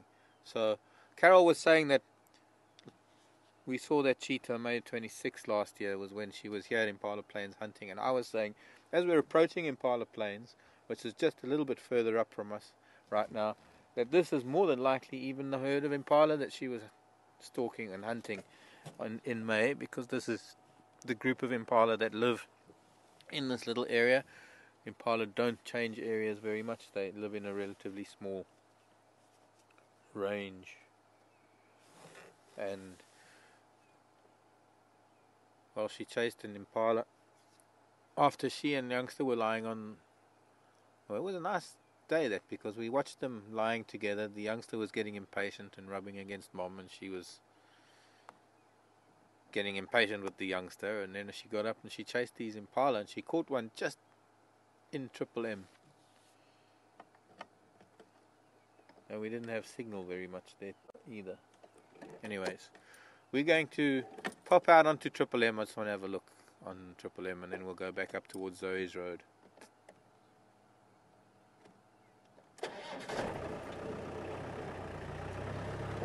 Been a buffalo here too. A big buffalo.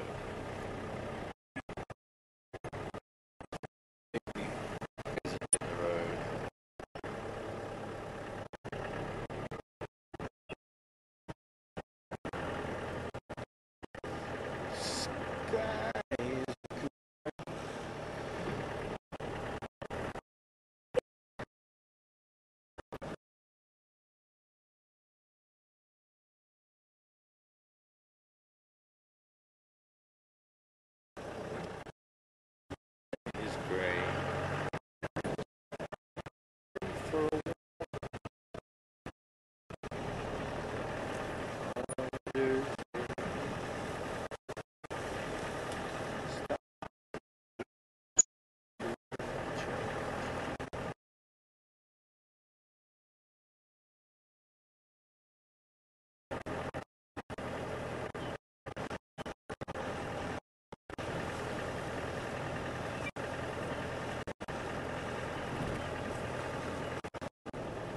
California dreaming.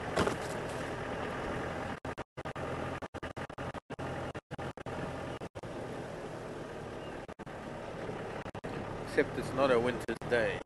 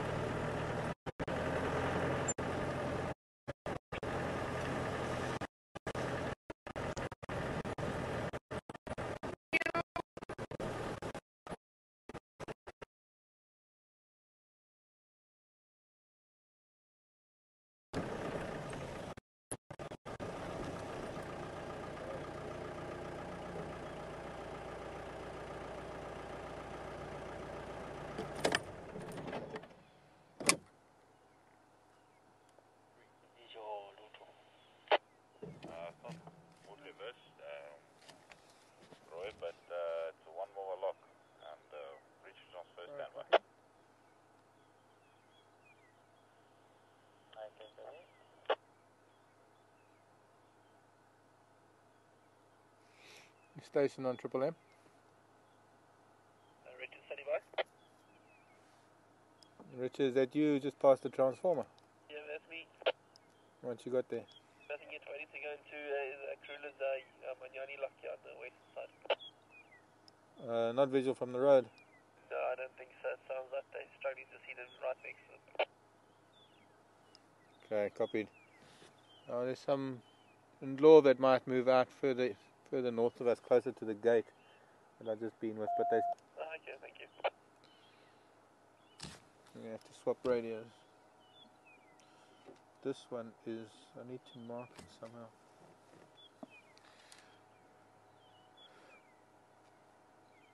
Which one was it now? These guys are following something out of the bush there. Yeah, it's Karula. Karula's here now. They've... I had this feel... Pardon? I think she headed this way. Well, they can't see her. It's a one vehicle lock. There's one guy on standby here, and there's this vehicle coming out of the bush. I'm hoping that everybody can hear me. The signal's good. But you know, I had this feeling Karula moves around this time of the day with her cubs because she can be pretty. I think she's pretty sure that there are no leopard, no, well, it's more hyena and lion, if anything. Let me just talk. Station with Karula. I know Richard's first standby. Mark here, Wild Earth. I'm on eastern side of the road. I'm just standing by to see if she comes across this way.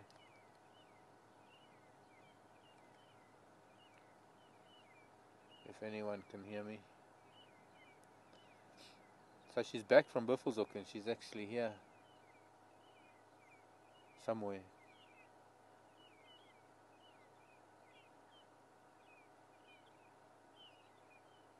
Richard, come in. Richard?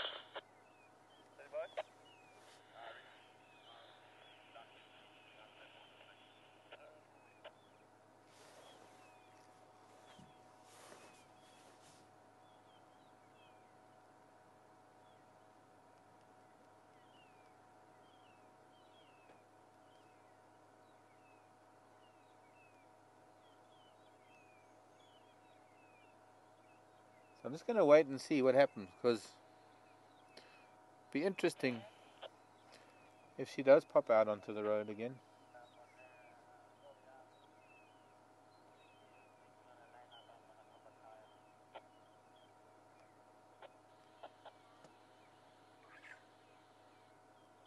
No, it's fine, Tara.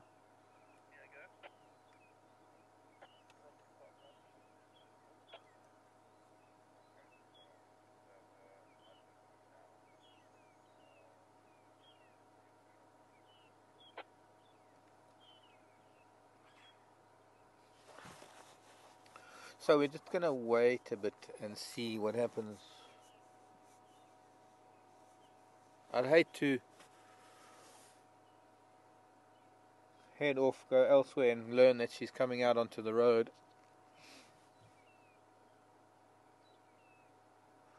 So let's all collectively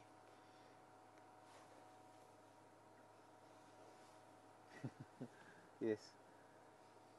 Connect to the energy of the universe and the core of the planet, and put thoughts in Karula's head to leave those guys on the other side of the road and come back to Western Gowrie on our side of the road and come and drink here at these little pans and let the cubs play in the road. So we all, everybody, we've got a few hundred of us, let's put our heads together and concentrate. They don't have to concentrate hard, you just have to tap into that energy and ask Karula to come out here and see if that'll work.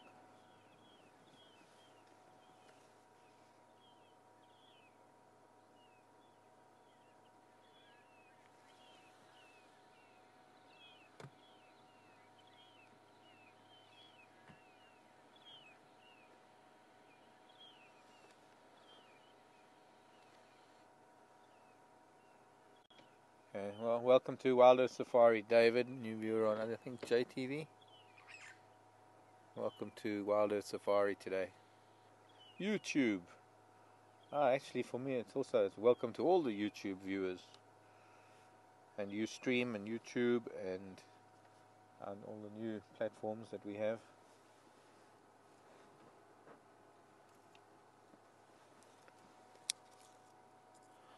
I believe there's a vehicle that will be leaving the sighting shortly, so it'll be interesting to see where he comes out. It might have been him that was driving just in here.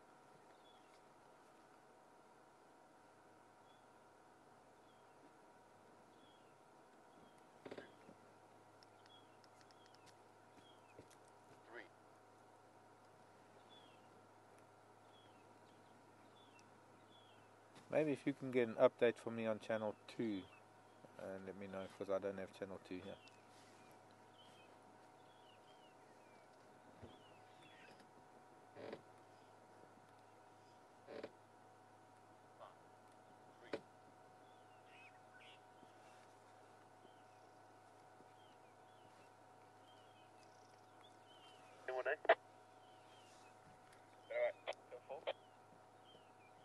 Oh, 4.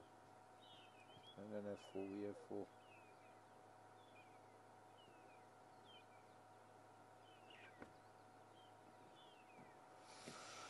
Okay, well, let's drive a bit, I guess. Vehicles aren't moving, which means she's not moving at the moment. Yeah, good. Same place, waiting for you. Why don't you come closer then? Can we close?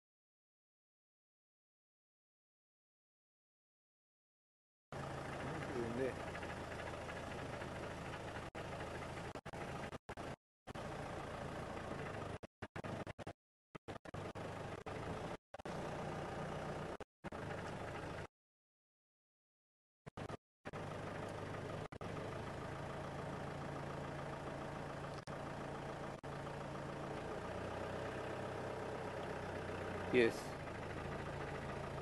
Can you give me an update, please? From my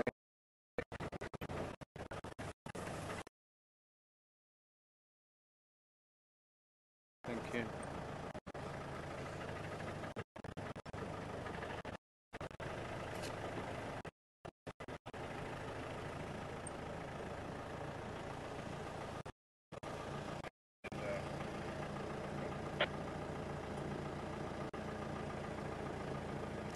Richard coming.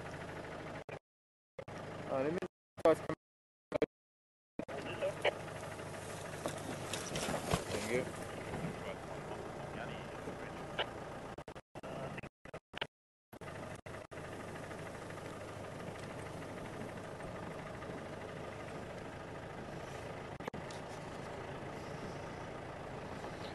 Just gonna go up to Zays Road. At the moment, I didn't know we were so close to the sighting, but we can't be where we were because as much as I'd like to wait there, because I can see both sides, or I can see north and south down Triple M, it is a little bit too close to the sighting, and it is a limited vehicle sighting. So I'm just going to go a little bit, keep the radio on their channel, and we'll just keep listening.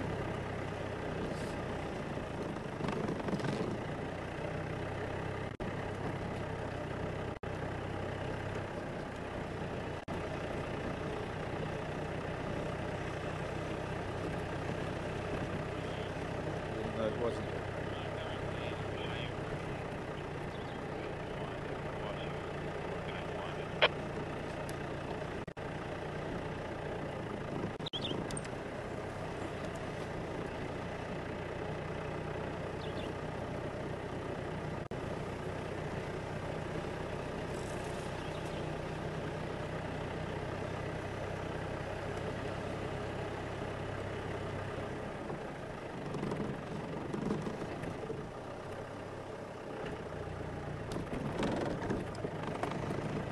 Karula and Cheetah were probably not more than, at some point this morning,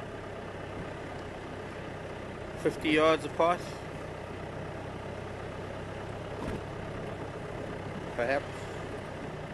I was thinking about that yesterday when Tara was with her on that kill. It's sort of, I'm in an area where Karula has been spending a lot of time with her cubs. I'm wondering if she actually took her cubs, if she was with the cubs when she went up to Buffelshoek.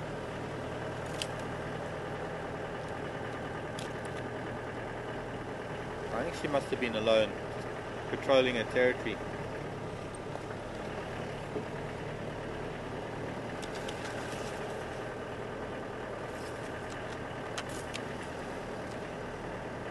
And not to mention having the sticks here the other night. Smack bang in an area in the middle of where she's been keeping her cubs.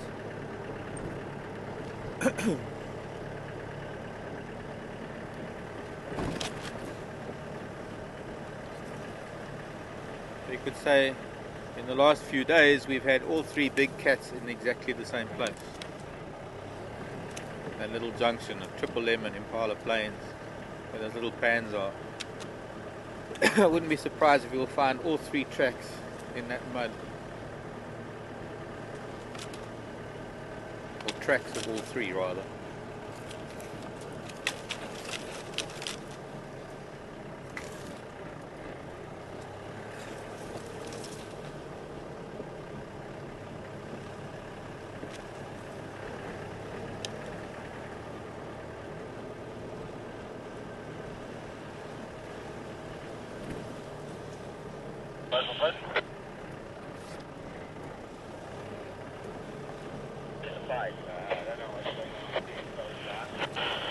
Where are you now?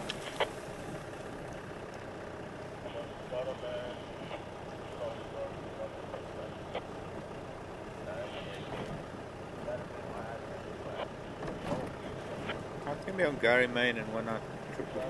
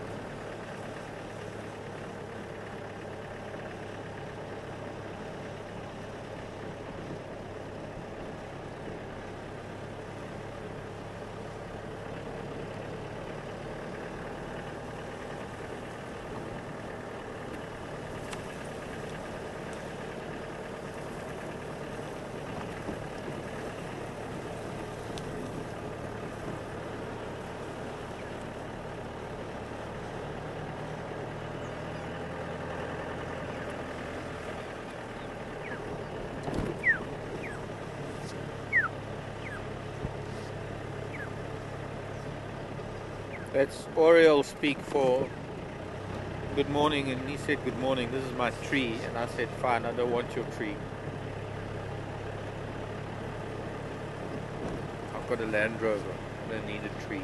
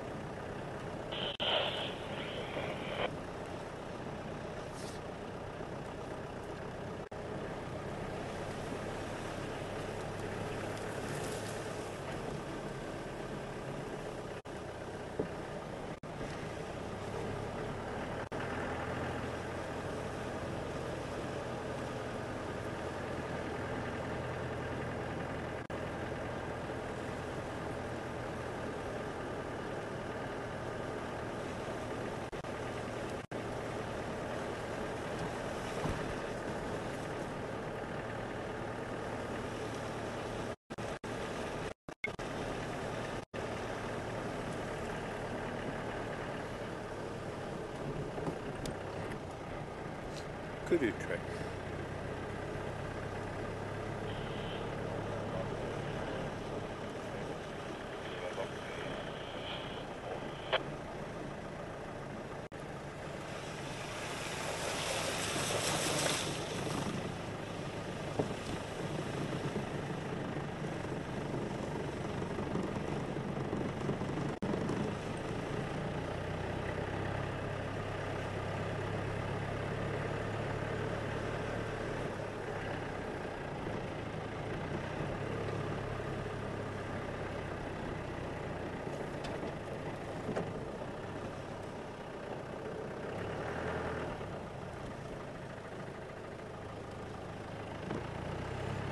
Fresh rhino track.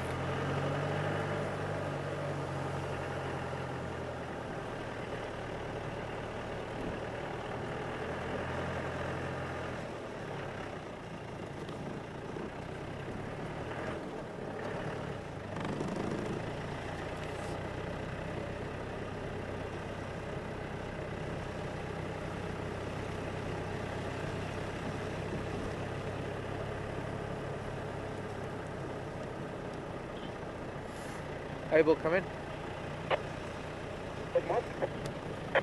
Abel, are you waiting for that Karula sighting? I'm far away in front of it. No, I don't think she's visible. I think she's still on Elephant Plain. Okay, okay. Yeah, please try empty from now on. Okay, thanks.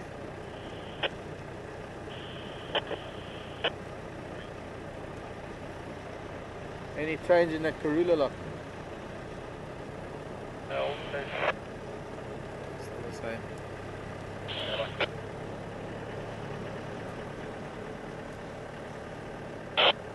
is Kurula from Triple M or Garmin? No, that's fine. Okay, copy, thank you.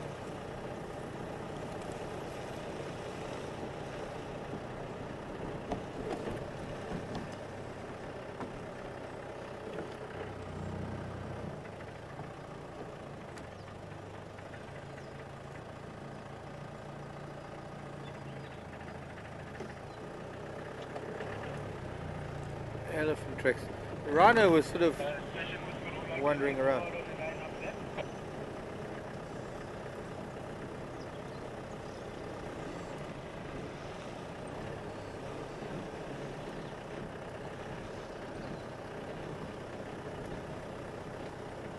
Henry, I still don't think she's visible from Triple M yet.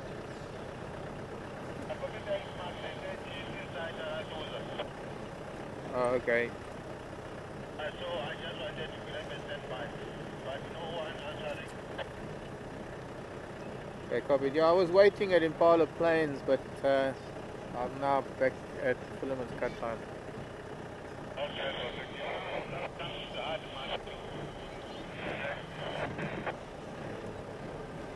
Where are you now? I'm on Larry Pepper to Fabulai.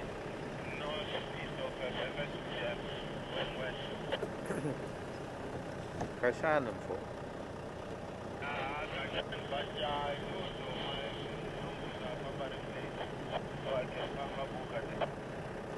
Okay.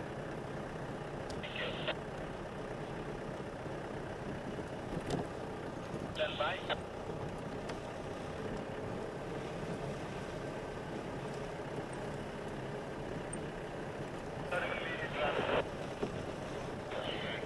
I don't think I will make it, but I was just trying, but no one giving me an update for that because it's inside Safari.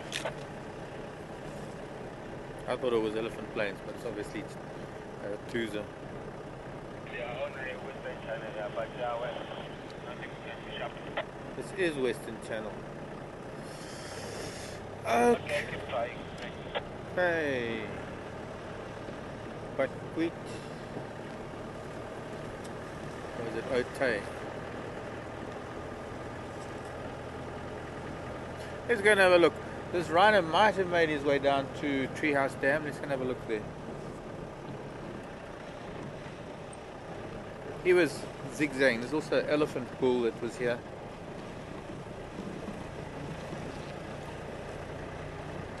I'm going to have a look. Treehouse Dam.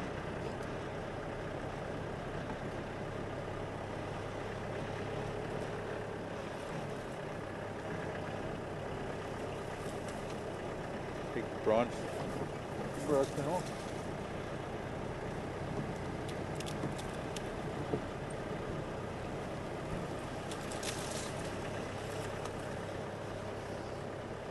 Leaves on the ground.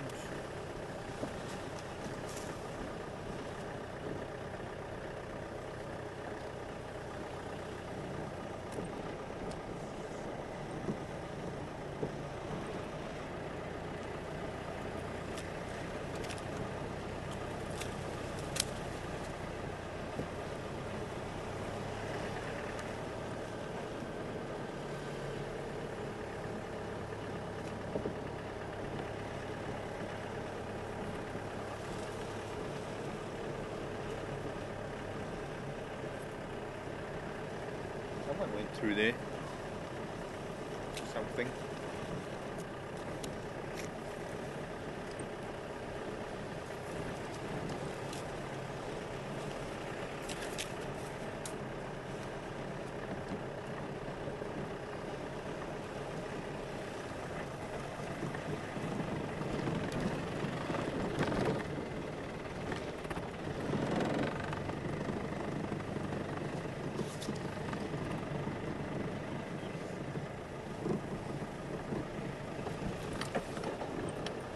Other thing that I would like to see, I was just thinking about in Duna, you know, I was just, and lo and behold, leopard track. I was just thinking, maybe, hippo, look, there's hippo.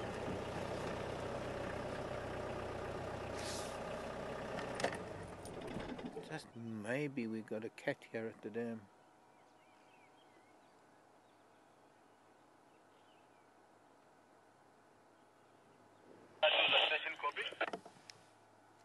You'd think nature would give them slightly bigger ears.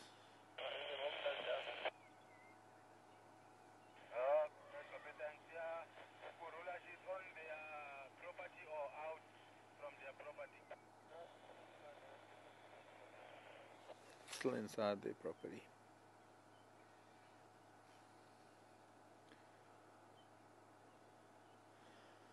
You'd think nature would give them sturdier legs for that size body too.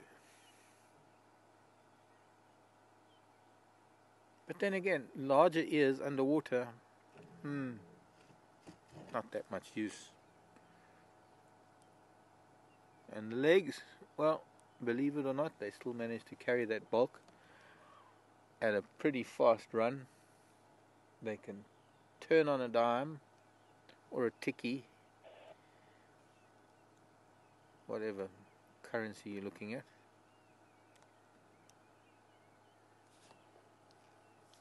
Do not underestimate the power, the speed and the agility of an animal that is essentially just a big barrel with a big head and 4 little pins of legs.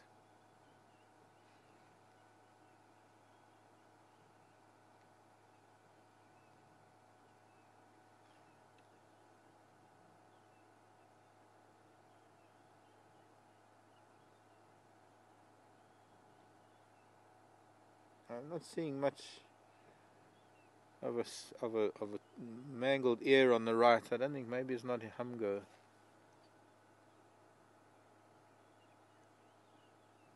But I'd say it's definitely a bull. The size head that is, I'm saying more than likely a bull.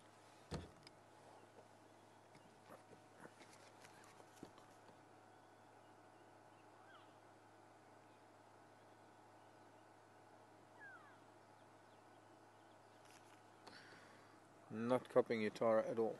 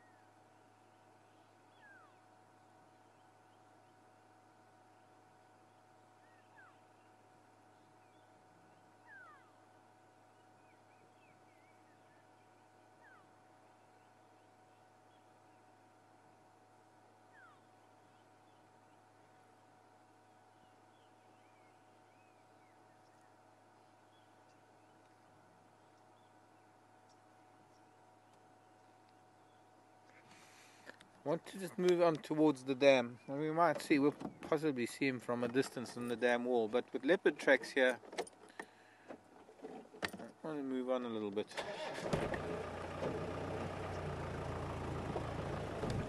And I could go down that little track towards him, but he'd just run into the water. We're lucky enough that he just stayed there as he was. Leopard tracks, this is one of the boys.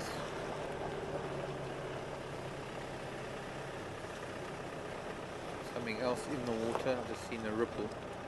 Right, there's a cat here somewhere, I'm sure of it. There's another hippo. So maybe it's a bit of a standoff, that's why he's not in the water. Bit of a dispute as to who's staying in the dam today.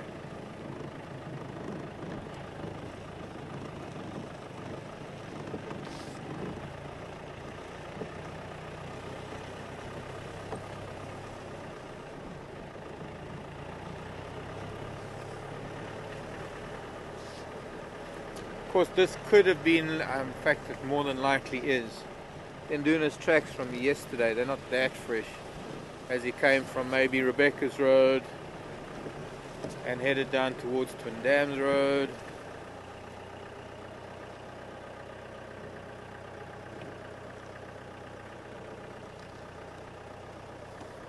Hyena.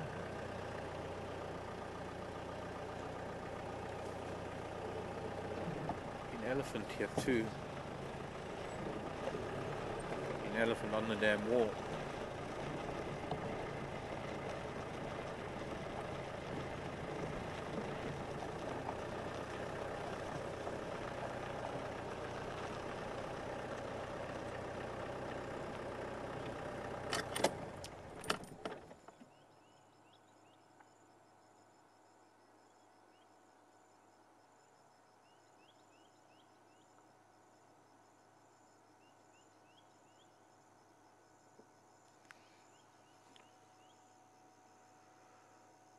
Deborah's asking if hippo can nurse in the water. And Deborah, they mostly only nurse in the water. They don't nurse very easily out of the water.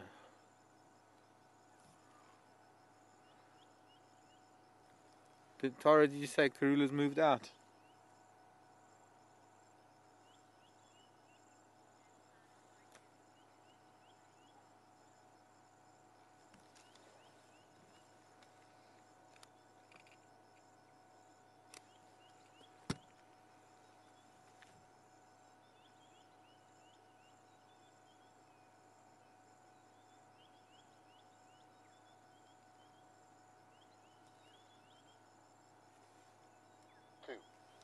Henry, come in.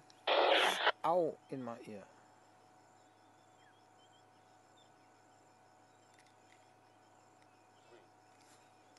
Henry, come in. Let's go. We're going to move up onto, we'll go up onto triple, rather. This is nice, looking at this hippo, over this hippo, at the other hippo.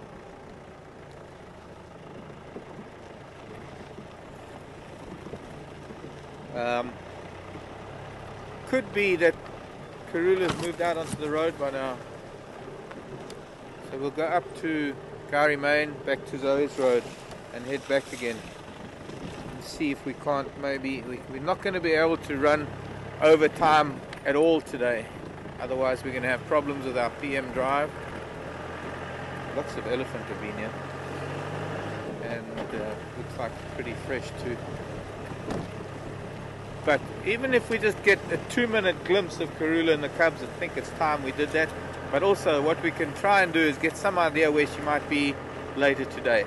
So that when we head out this afternoon, we can head out and go and see if we can pick her up again. Because with a bit of luck, she's coming back onto our side of the world. And maybe all of that thinking and all of that concentrating on asking her to is going to pay off. Don't knock it. There's scientific proof that is, you know, rhino tracks and fresh rhino dung. There is scientific proof that such a thing is possible.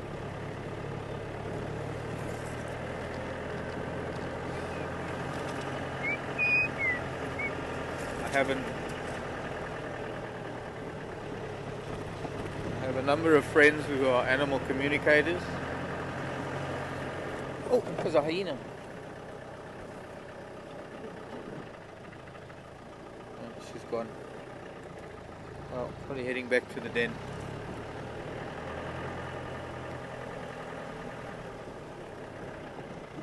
Got an itch. Bird tracks, elephant tracks, hyena tracks.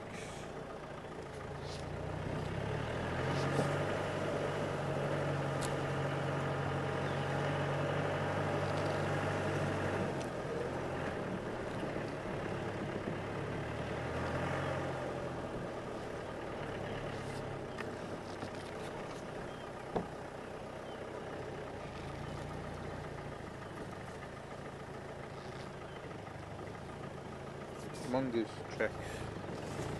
Okay, we're not gonna spend too much time on tracks right now. We need to get it back up to Triple M as soon as possible. I might even take Gowrie Main all the way to Triple M and then take Triple M. It might mean that we're going to lose signal for a couple of minutes. And we're on that northern or the southern end of Triple M. Before we head north. Here are the elephants who I've just been looking at. Their tracks. Would be, look at dozens of them. Nice big bull in the road. Maybe we're not going to get there as quick as I wanted to. Roadblock. Gosh, he's a tall boy. Wow.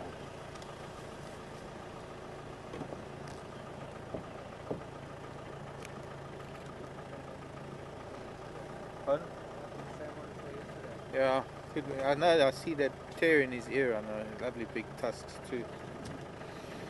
And he's in must, very strong must smell coming from him. Morning, Squire. Beautiful tusks, very thick tusks. Jambo bwana tembo. Habari gani rafiki yangu?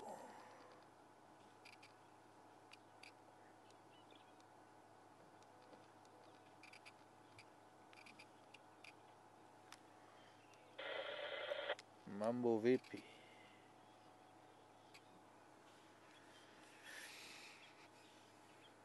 Okay, I guess we're not really going anywhere right now.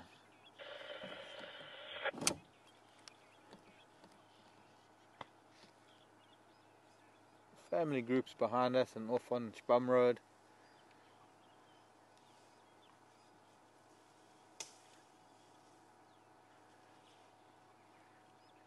And see, this is one of the boys that I've been looking for because you can see how big those feet are. Gosh, he's got big feet too.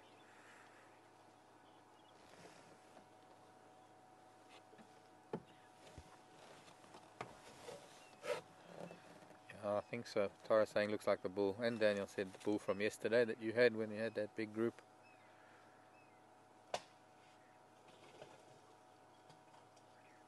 You can hear him crunching on branches. He's eating branches of this marula tree. Some of the branches, I saw one that he put in his mouth, got to be about as thick as my forearm, and he just munches through like we'd munch through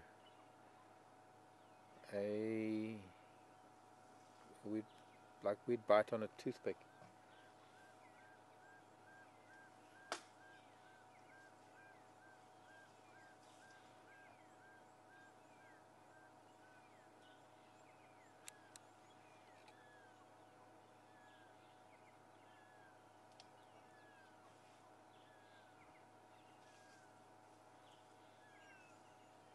Looks like he's got some muscle damage on the tip of his trunk.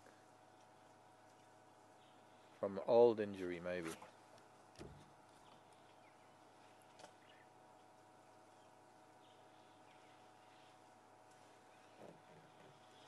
Or maybe just the weird way his muscles work.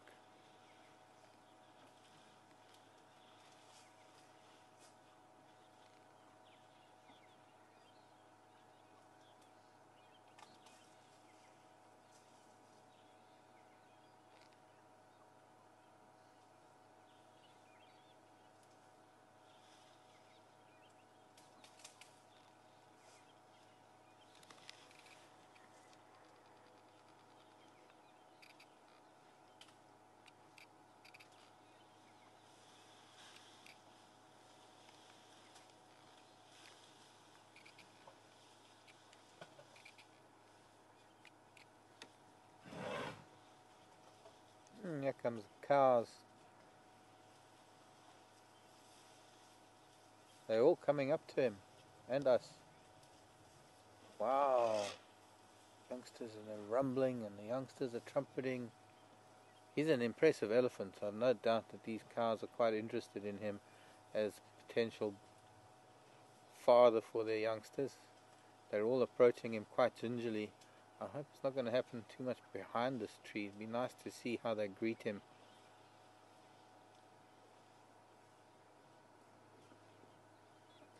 And he's got to be twice the size of some of these cows. They're sort of tentatively stretching towards him. I don't know if we can see this. It's all happening behind the tree. Some of these females are coming to get some of the branches that he's brought down off of the marula. Obviously he can reach them, they can't. But I think it's displacement, just eating and trying to greet him. One of the calves is stretching its trunk towards him. And the calf is smaller than his head. Lots of rumbling.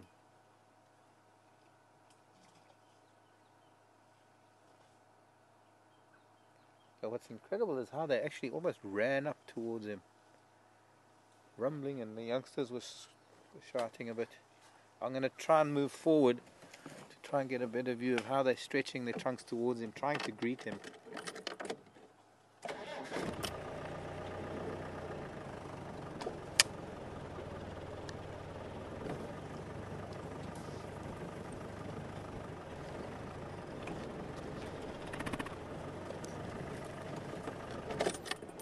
get to see some of this interaction. Okay, now the size difference is the most important thing here. These cows are fairly big elephants, and look how he towers over this family group, and they're all facing him. They're all looking at him.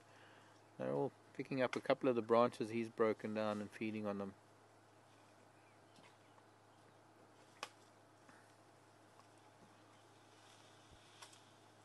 There's a good possibility that he's the father, and now he's stretching trunk towards the cow. Could be he's the father of one or two or several of these calves. Another cow and calf coming up to join the throng. 1, 2, 3, 4. There are more cows than there are, rather there are more calves than there are cows, and there are 2 calves there that are the same size. Can only wonder what it is.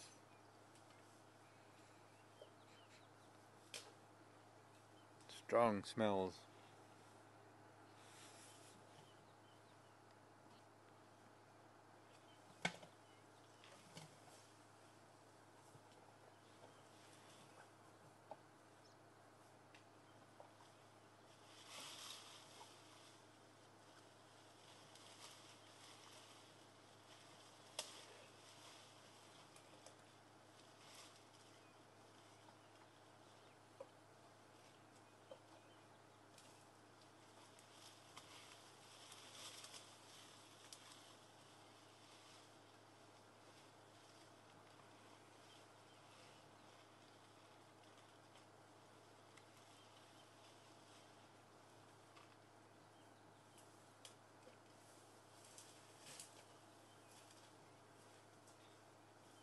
It's almost like they're tiptoeing towards him.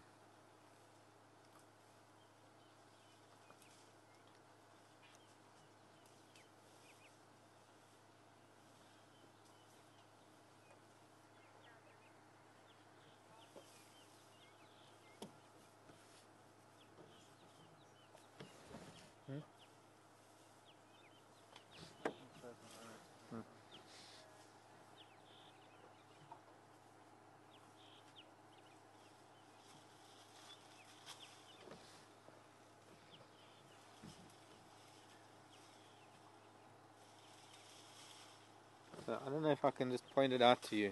Big bull on the left, obviously, that's the big bull.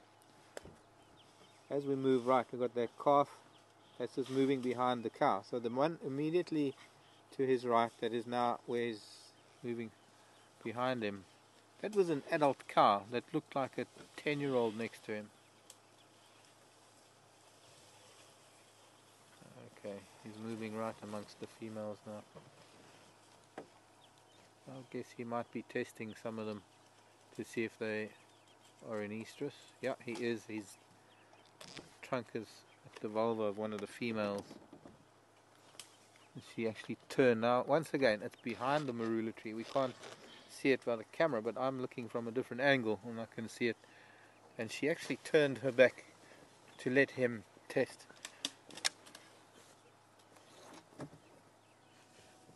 Now, matriarch has a say over which bulls is testing another female now. Oh, he's massive.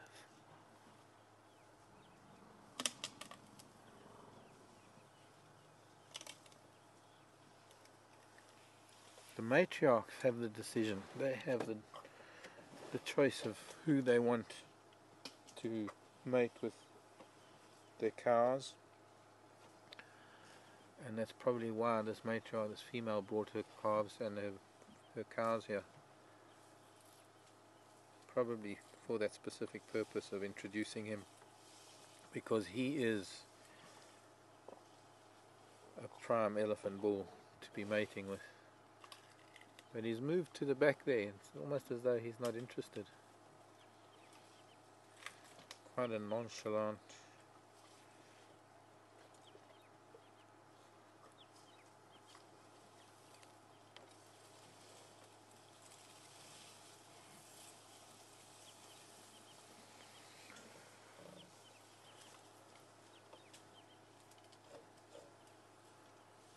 they now capitalizing on the branches that he brought down. And there are other marula trees that they can reach and that they can get to, and somehow they're interested in this.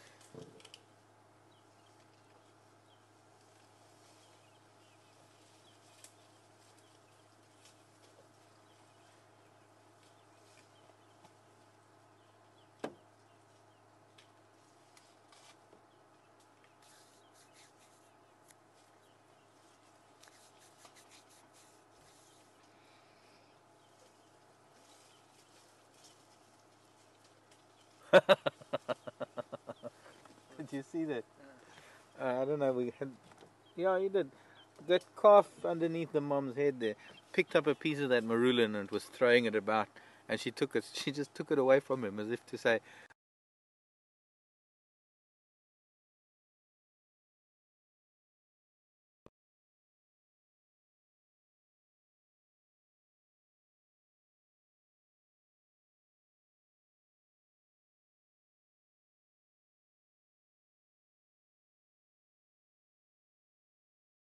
"Elephants.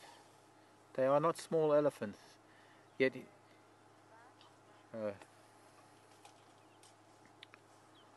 well, they're possibly going to be following him. And unfortunately, it's time where we're going to have to turn around and go the other way. I'll find out from Henry what happened with Karula, and maybe we can go and find her. The start of our drive at 3 o'clock this afternoon. But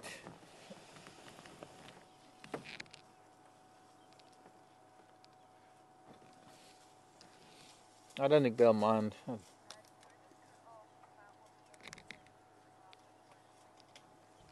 I was cut off, was I? Well, the calf was thrashing a branch around, and that female took it away from him, almost took it out of his mouth, as if to say, well, if you're going to play with your food, I'll eat it. It was quite evident. I don't think they're going to mind me doing what I'm doing. There's some lovely interaction going on. I'm just standing next to the car. I don't think... Okay, watch my back. Thank you for joining me, everybody. It's been a fantastic morning. Been interesting with the cheetah. This, I could sit here all day. I could watch them.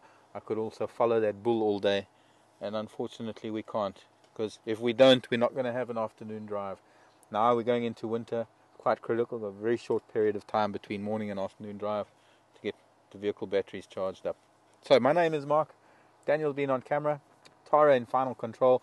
From all of us at Wild Earth Safari, we'll see you a bit later. Bye. I'm fine. Okay, I'll get back in. I'm sorry. I'll get back in the car.